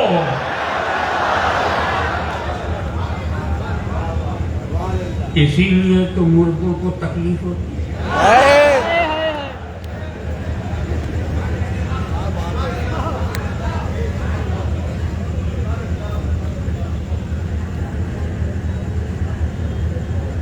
इसीलिए तो अय्याश, सरफिरे, जंगल राज की मानसिकता वाले अरब, स्पेशली मैं तो डरता नहीं, नाम लेने में डरता नहीं, चाहे वो सऊदी हो या यहूदी हो। सऊदी अरब के चंदों पर संगठन बनाकर अमन और शांति को भंग करने वालों, तुम्हारे पास हो सकता है दावा कि दीन है, धर्म है, पर नमूना नहीं है, थ्योरी है, प्रैक्टिकल नहीं है। मुसलमान कहलाने वाले, नोट माई पॉइंट, मैं मुसलमान नहीं कह रहा हूं, कहलाने वाले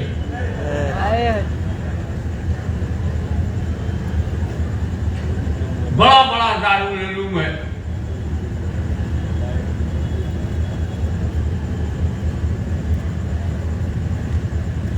आए दिन आपको उभारते रहते हैं। जज्बात हर आदमी में होता है, लेकिन जज्बात रहे, जज्बातियत नहीं। जोश होश में रहे।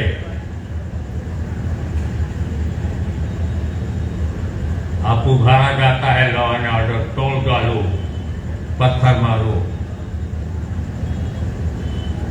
ऐसे लोगों से पूछो कि तेरे पास धर्म है, आइडियल कौन?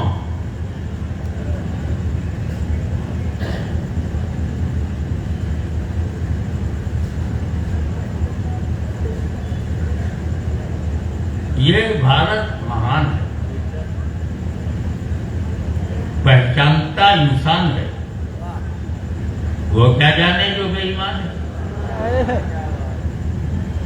ये हिंदुस्तान है और कितना महान है। जो भी बाहर से आया, 3 किस्म के आए, मेरी थ्योरी में बढ़ गया। एक वो आए जिन्होंने लूटा पाटा और चले गए। ईस्ट इंडिया कंपनी बनाया, पूरे भारत को कब्जा किया और लूटपाट के वो भी चले गए। एक बाहर से वो आया जो यहाँ का वातावरण देख के ऐसा प्रभावित हुआ कि यहीं रह गया और यहीं का हो गया, मगर आया था जमीन के लिए। इस तरह 2 किस्म के मुसलमान बाहर से आए। इतिहास जानना जरूरी है, बदलना जरूरी नहीं। यूनिवर्सल ट्रूथ है कि भारत की पवित्र धरती पर बाहर से 2 किस्म के मुसलमान आए। दोनों अलग अलग हैं। एक ही परिवार में एक अकीदे के नहीं होते। रावण और है, भाई कुछ और है। विभीषण को भी रावण कहोगे? तो क्या जब एक ही परिवार में 2 विचारधारा हो सकती है, तो बाहर से आने वाले मुसलमान 2 टाइप के नहीं हो सकते? एक आया जमीन के लिए, तलवार लेके आया, तोप लेके आया, सेना लेके आया। उसे बाबर जहीरुद्दीन कहते। सबसे पहले मुसलमान से लड़ा, इब्राहिम लोदी से, फिर राणा सागा से। किस लिए? विस्तारवादी है, अपनी सत्ता को विस्तार देना है। जमीन के लिए आया, तलवार लेके आया, गर्दनें काटता हुआ आया, खून बहाता हुआ आया, इंसानों की जानें लेते हुए आया, दिल्ली तक पहुंचा जमीन के लिए। तो जो जमीन के लिए आया उसे बाबर जहीरुद्दीन कहते हैं, और जो दीन के लिए आया उसे ख्वाजा मोइनुद्दीन कहते हैं। इस्लाम न बाबर ने न बाबर के बाप ने इस्लाम फैलाया, दीन को फैलाया, तो बगदाद में पहुंचा तो मोहिउद्दीन, अजमेर में आया तो मोइनुद्दीन, और नागपुर में आया तो ताजुद्दीन।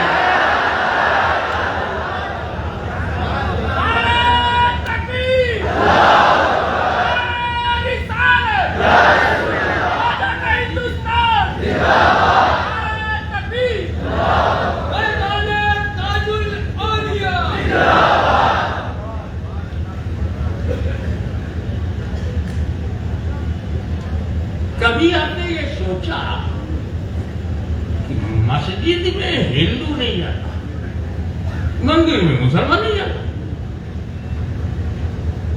ताजुल औलिया के यहां दोनों आते? यही भारत है, यही भारत है, यही मुस्लिम है, यही हिंदू है। पूजा स्थलों में बंटवारा, गंगा अलग बहे, जमुना अलग बहे, और जब बाबा ताजुद्दीन के पास आओ तो गंगा जमुना दोनों का संगम, न तुम न हम दोनों संगम।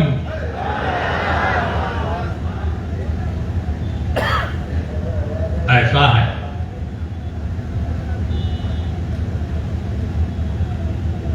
ये तो व्यापारी शहर है, और व्यापार की जो मानसिकता है, production, circulation, making money and saving money, तो एक होता है कारखाना।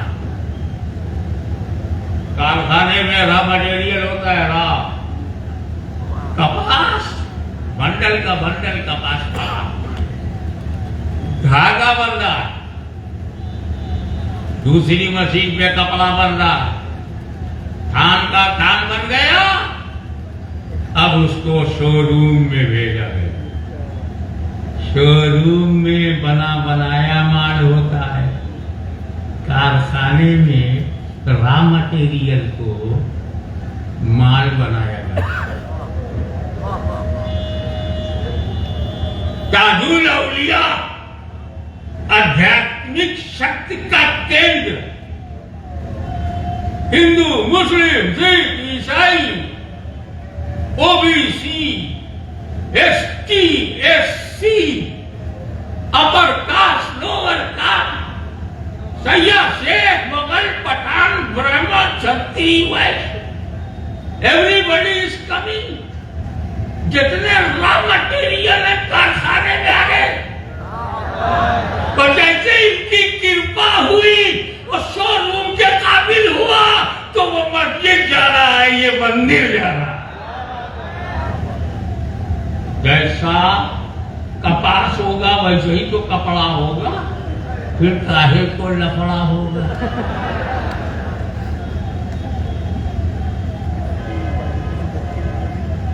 तो इसको अरबी में कहते हैं वली, हिंदी में कहते हैं ईश मित्र, वलीउल्ला ईश मित्र, ईश्वर अल्लाह तोरो नाम।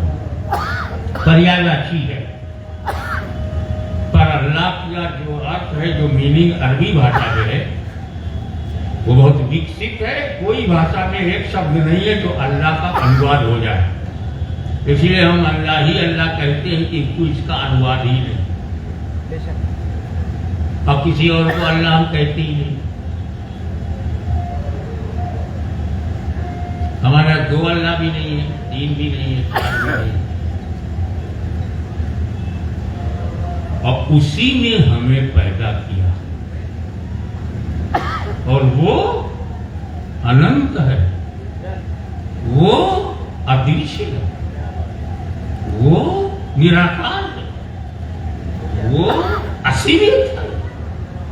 कहते हैं ना, तुमेकम वरणियम तुमेकम शरणयम तुमेकम जगत कारम विश्व रूपम,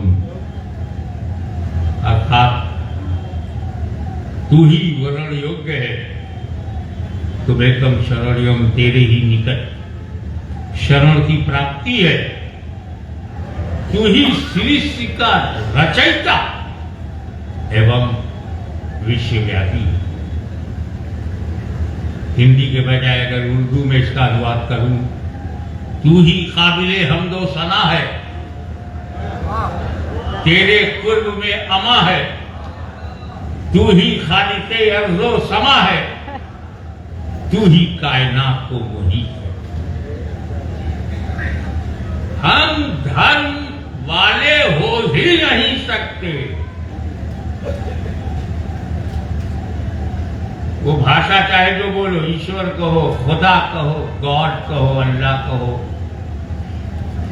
जब तक कि आप खुदा को नहीं मानेंगे, आपका प्रवेश धर्म में होगा ही नहीं।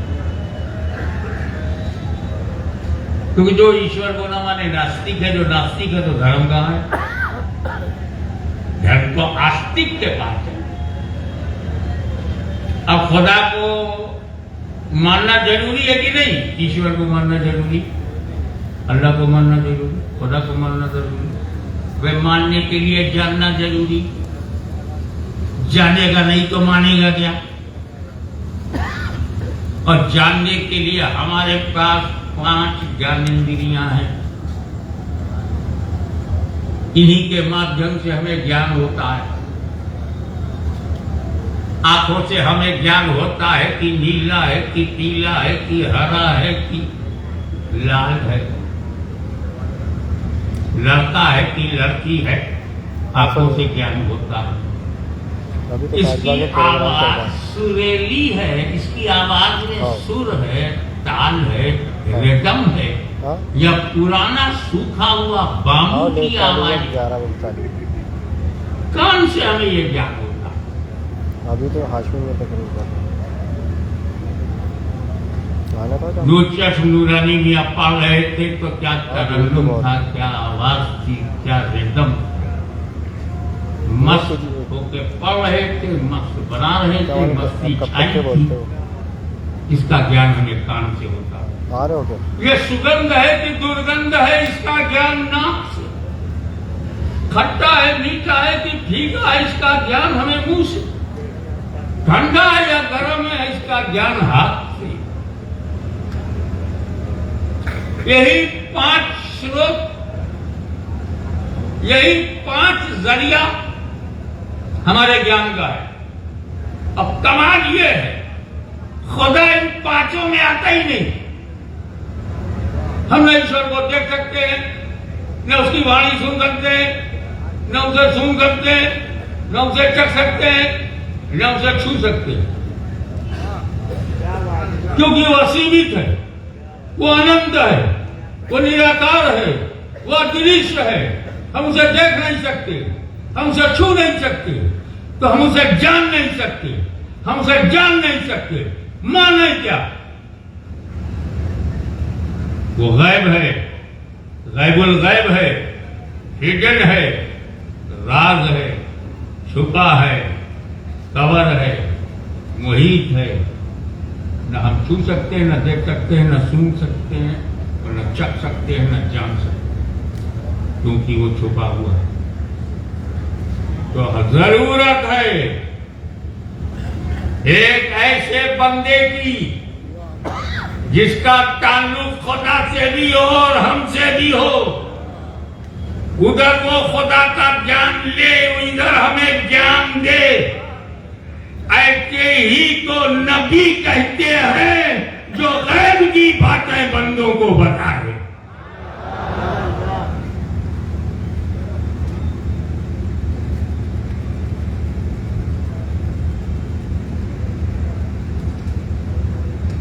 एक बात और बताओ, मैं दुनिया के 5 महाद्वीप में जा चुका हूं,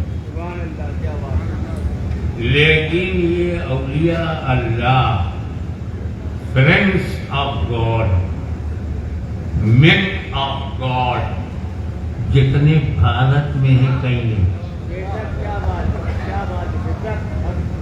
अरब के किसी एक मुल्क में भी उतने नहीं जितने भारत में।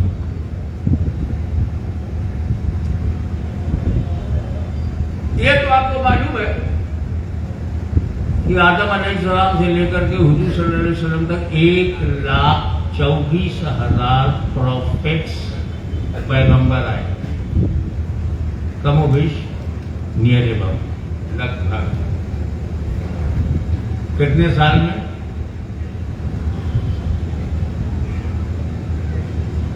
50,000 बरस हुआ तो समझने के लिए मैक्सिमम या मिनिमम 50,000 ईयर्स या 1,00,000 बरस में 1,24,00,000।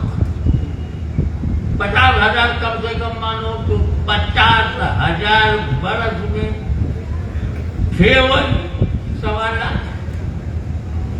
कि जब नबी आ रहे थे, प्रॉफेट आ रहे थे for the proper guidance of all mankind, मानव जात के पथ प्रदर्शन के लिए जब पैगंबर आ रहे थे तो 1,24,000 कमोबेश 50,000 बरस में। लेकिन जब नबी का आना बंद हुआ और उनकी जगह वली आया तो सिर्फ 1,400 बरस में केवल महाराष्ट्र में 1,25,000 वली, केवल मध्य प्रदेश में 1,25,000 अंबिया आ रहे थे। तो हजारों बरस में 1,25,000, और जब औलिया आने लगे तो 1,000 बरस में करोड़ों औलिया। ये भारत इस तरफ सब ज्यादा से ज्यादा क्यों आए? हर वली जानता था कि भारत उसके बाप की प्रॉपर्टी है। By your kind in combination, जन्नत से जब आदम अलैहिस्सलाम धरती पर आए तो उस वक्त धरती पर कोई मुल्क नहीं था, खाली धरती थी। आज की भाषा में हम बोल सकते हैं कौन से एरिया में है। और उनकी पवित्र अर्धांगिनी बीवी हज़रत हव्वा रज़ियल्लाहु अन्हा वो जद्दा में आई। तुम्हार दादी जद्दा में, दादा भारत में। उपमहाद्वीप भारत में पहला कदम हजरत आदम का पड़ा। उनकी बीवी का पहला कदम अरब में।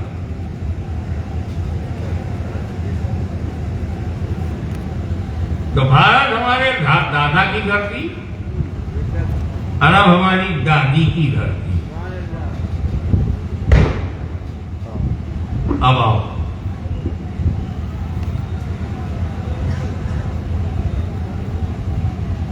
पहला नबी मानव रूप में, बशरियत के लिबास में, as a human, first prophet of the world, prophet Adam अलैहिस्सलाम came on the earth and the area was India. अरे वो इंडिया भारत की तो बात का है, सबसे पहले बोला जाता था उपमहाद्वीप भारत। श्रीलंका इसी में, अफगानिस्तान इसी में, बांग्लादेश पाकिस्तान इसी में, नेपाल इसी में, भूटान इसी में, यहाँ तक कि वो बर्मा भी इसी में। फिर अच्छा रखे अल्लाह नेताओं को, विभाजन होता गया, डिवाइड एंड रूल चलता गया, जो आया जिसके मन में किया। तो आओ, हर नबी जानता है कि आदम सबसे पहले भारत में है। हर वली जानता है। अबे जो इलाका मेरे दादा का होगा, बड़ी खुशी खुशी से हम वहां जाएंगे। पैदा हुआ बुखारा में, समरखंड में, इराक में, सिमनान में, संजर में चला रहा है भारत। आदम की धरती है, दादा की धरती है, दादा की प्रॉपर्टी। एक बात बताऊं, मैं नागपुर में आया, कई घर में गया, किसी घर का मालिक मैं नहीं बना, खाया पिया निकल गया, बनने भी नहीं देंगे। ऐसे किसी जंगल में मैं चला जाऊं जहां ना कोई आदमी हो, ना औरत हो, ना मर्द हो, ना सत्ता हो, ना गवर्नमेंट हो, ना कोई लॉ एंड ऑर्डर हो, ना कोई रूल ऑफ लॉ हो, तो वहां जाकर मैं अपनी कुटिया बना लूं तो मैं ही मालिक हूं, दूसरा कोई क्लेम करने वाला है ही नहीं। तो जब हजरत आदम भारत में आए तो अकेले,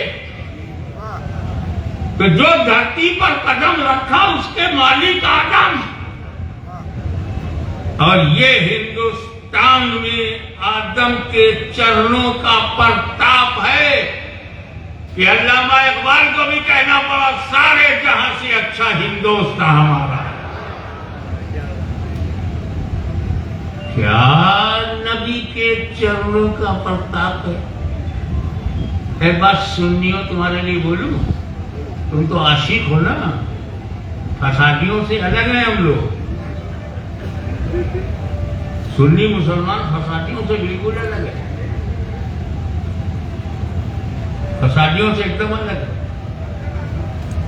तो इसलिए सुन्नियों तुम्हारे लिए एक बात दे रहा हूं, उसको सुनना और दिल में रख लेना कि जब हजरत आदम अलैहिस्सलाम ने भारत की धरती पर अपना पवित्र चरण रखा और भारत की धरती ने आदम के चरणों को चूमा,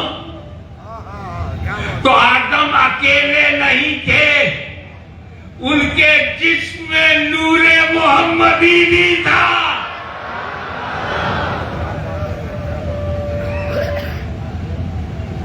इसीलिए कृपालु की कृपा भारत पर है, दयालु की दया भारत पर है, अल्लाह का करम भारत पर है, वलियों की नजर भारत पर है। अब रात खुल रहा है धीरे धीरे कि भारत की धरती पर औलिया किराम आए, एक भी लौट के नहीं गया। भारत में जगह बदल दे, लेकिन भारत के बाहर जाने को तैयार नहीं। वो सब गोरे थे जिनका दिल काला था, चमड़ी गोरी थी, लपेट कर वापस हो गए। मगर बाबा ताजुद्दीन चाहे साउथ में हो या नॉर्थ में हो, अपने घर हो या नागपुर में हो, देश में तो यह स्थान परिवर्तन हो सकता है, मगर भारत इतना कीमती है कि इसके लिए न कल ताजुद्दीन तैयार थे, न आज गुलामाने ताजुद्दीन तैयार है।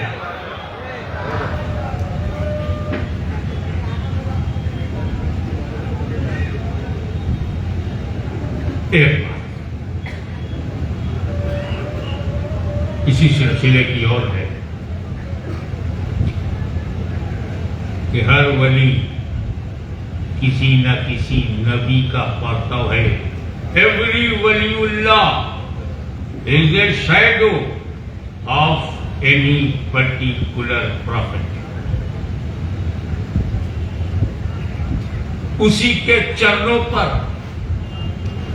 उसकी आध्यात्मिक यात्रा होती है, उसी के कदम पर रूहानी सुलूक होता।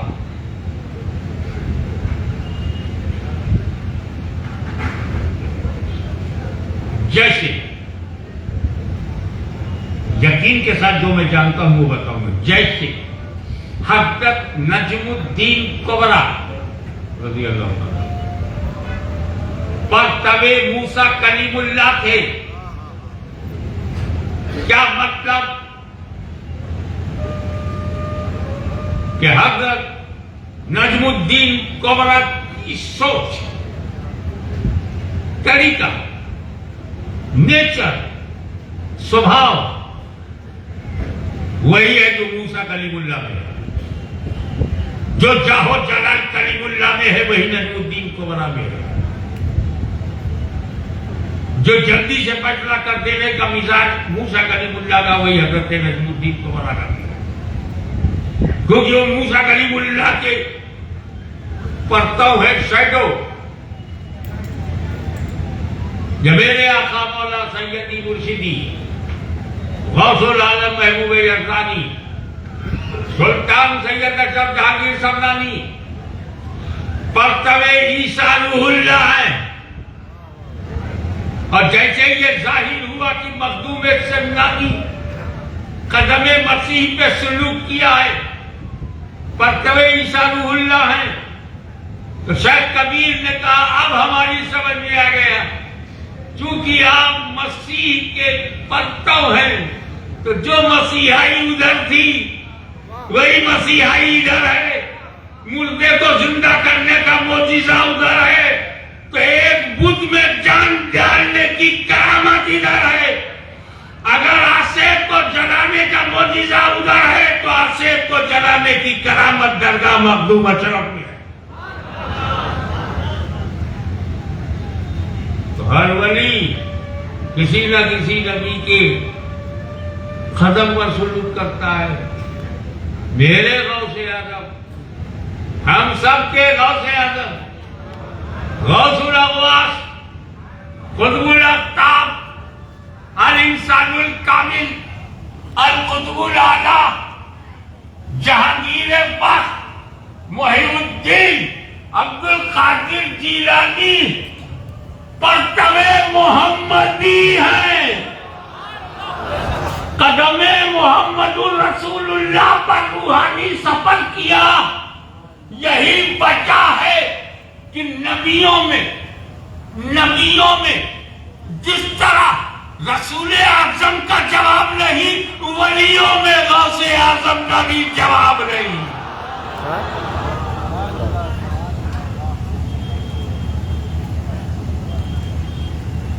फिर नबी और वली में क्या कॉन्टैक्ट है? देखो, नबी तक जाना फर्ज है, उनको देखना, उनको सुनना, उनकी मजलिस में बैठना लग रहा है ना, सब सहाबा किराम के मुकद्दर में था। या रसूलल्लाह हम तो नहीं बैठ पाएंगे मजलिस में, तो बोले नबी की जगह ही तो वली है।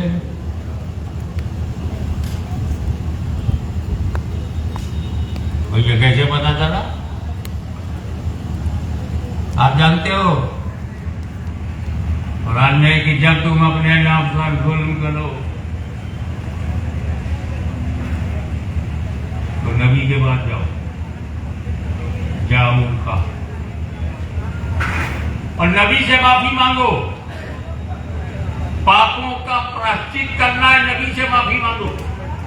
नबी ने माफ कर दिया, प्रॉफिट ने माफ कर दिया, तो अल्लाह भी बहुत माफ करने वाला।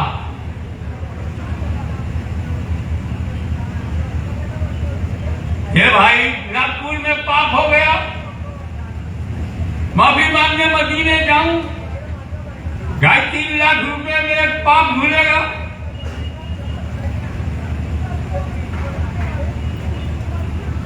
का घबराता क्यों है? नबी का नायब कौन? वली।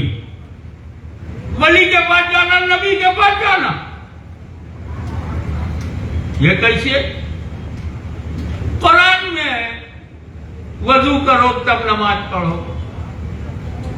या अय्युहल्लज़ीना आमनू इज़ा कुंतुम इला सलाति फ़ग़सिलू वजूहकुम। कुरान में वजू करो, और शायद पानी ना मिले तब बोले तयम्मुम करो, ये भी कुरान में है। क्यों? तयम्मुम जो है वजू करना है, असिस्टेंट है, खलीफा है। तो भाई असल ना मिले तो खलीफा के पास जाओ। असल ना मिले तो नाइब के पास जाओ, पानी ना मिले तो तयम्मुम।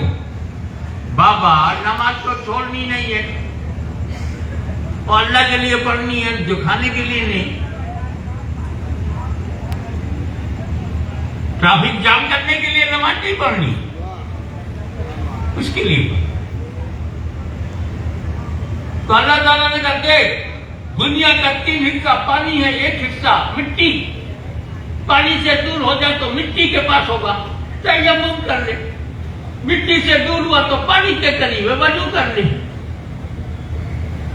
क्योंकि तयम्मुम वजू की जगह है।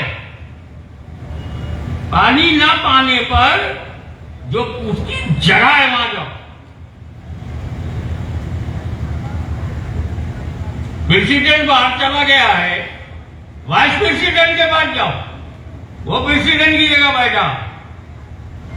नबी का नाइब वली है, वजू का नाइब तयम्मुम है। असल है वजू करना। वजू करके फजर पढ़ो, जोहर पढ़ो, मगरिब पढ़ो, इशा पढ़ो, वजू करके मस्जिद में जाओ, वजू करके कुरान पढ़ो, वजू करके कुरान की आयतों को छुओ। पानी नहीं है, तयम्मुम कर लिया तो तयम्मुम करके फजीर पढ़ो, तयम्मुम से जोहर पढ़ो, असर पढ़ो, मगरिब पढ़ो, इशा पढ़ो, कुरान पढ़ो, आयतों को छुओ। क्या मतलब कि जो पाए वजू से मिलता था, अगर वजू ना कर सको तो तयम्मुम। तयम्मुम से वो सारा काम होगा जो वजू से होता था। वजू से फजर पढ़ते थे, तयम्मुम से पढ़ सकते हैं। वजू नमाज पढ़ते थे, वजू करके तयम्मुम करके भी आप नमाज पढ़ सकते हैं। वजू करके मस्जिद में जाते थे, तयम्मुम करके भी जा सकते हैं अगर पानी ना मिले।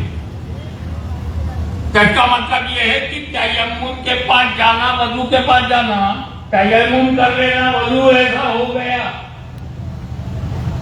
तो अल्लाह ताला का करम देखो, नबी का नायब औलिया अल्लाह को बना दिया कि अगर नबी तक नहीं पहुंच पा रहे हो तो वली के पास चले जाओ, वो नायब है। तो जो पैद रहमतुल लिल आलमीन से मिलता है वही हजरत ताजुद्दीन से भी मिलता है। वहां जमीन पर मदीना है, यहाँ इनके सीना में मदीना है।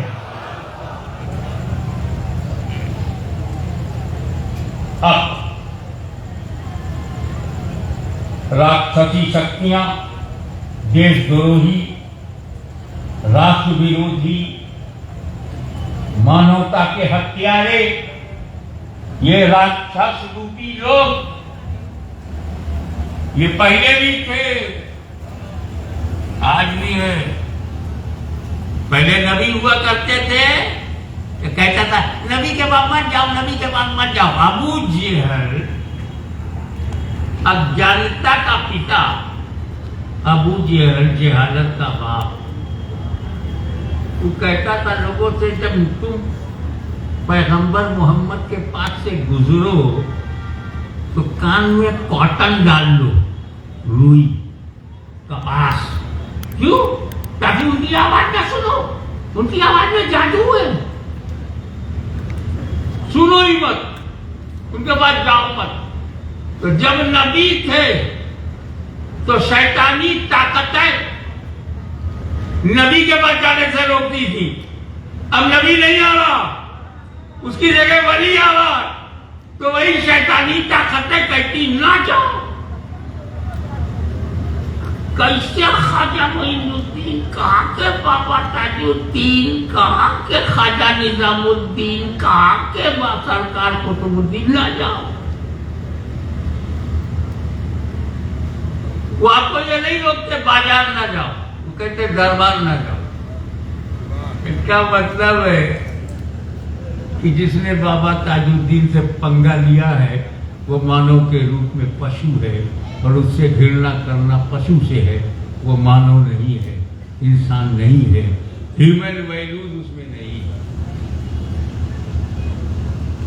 अब जिसकी जमात में वली ही न हो, क्या कोई वली नहीं चुरा हुआ है, इतना बड़ा दारुल उलूम बना दिया, कोई वली नहीं। और यहाँ कोई दारुल उलूम नहीं, वली आ गया। याद रखिए, इस्लाम को फैलाना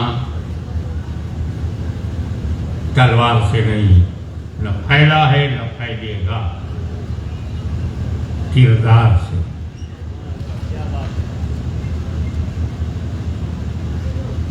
ख्वाजा गरीब नवाज आए तो हाथ में तस्वीर है, तलवार नहीं, मुसल्ला है, सेना नहीं। सरकार ताजुल औलिया ताजुद्दीन बाबा तशरीफ लाए नागपुर में,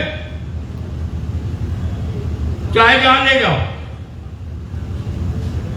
जेल तुम्हारी है, हुक्म हमारा है। तुम अंदर करोगे फिर हमें बाहर भी देखोगे। अंग्रेजों की हुकूमत थी, उनके पास भी किताब थी, ओल्ड न्यू टेस्टामेंट, उनके पास बाइबिल, वो भी समझते थे कि who is the saint and what is the spiritual power.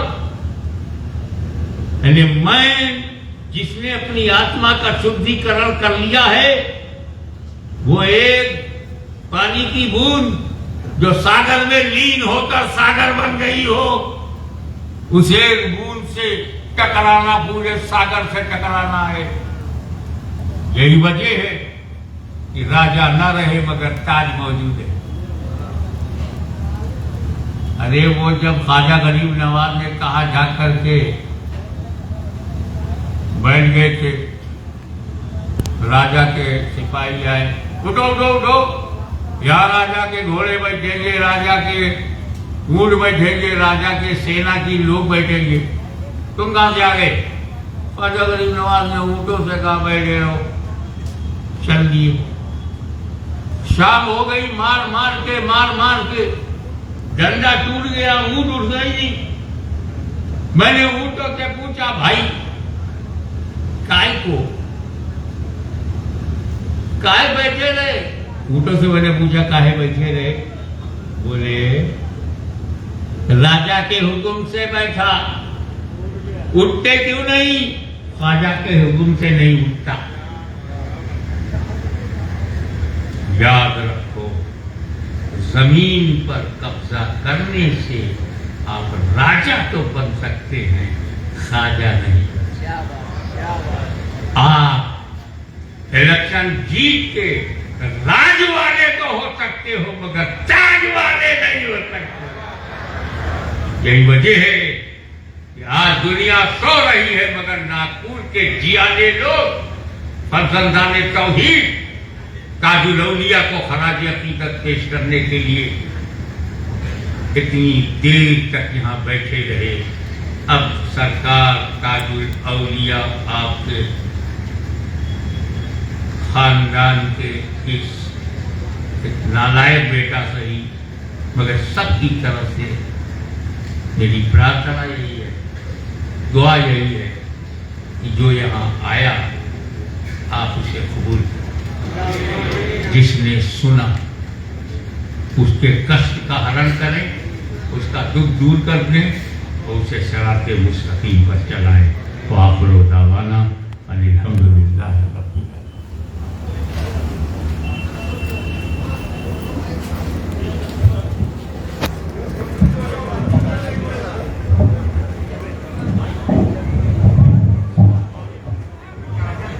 या नबी सलाम अलैका, या रसूल सलाम अलैका, या हबीब सलाम अलैका, सलावतुल्लाह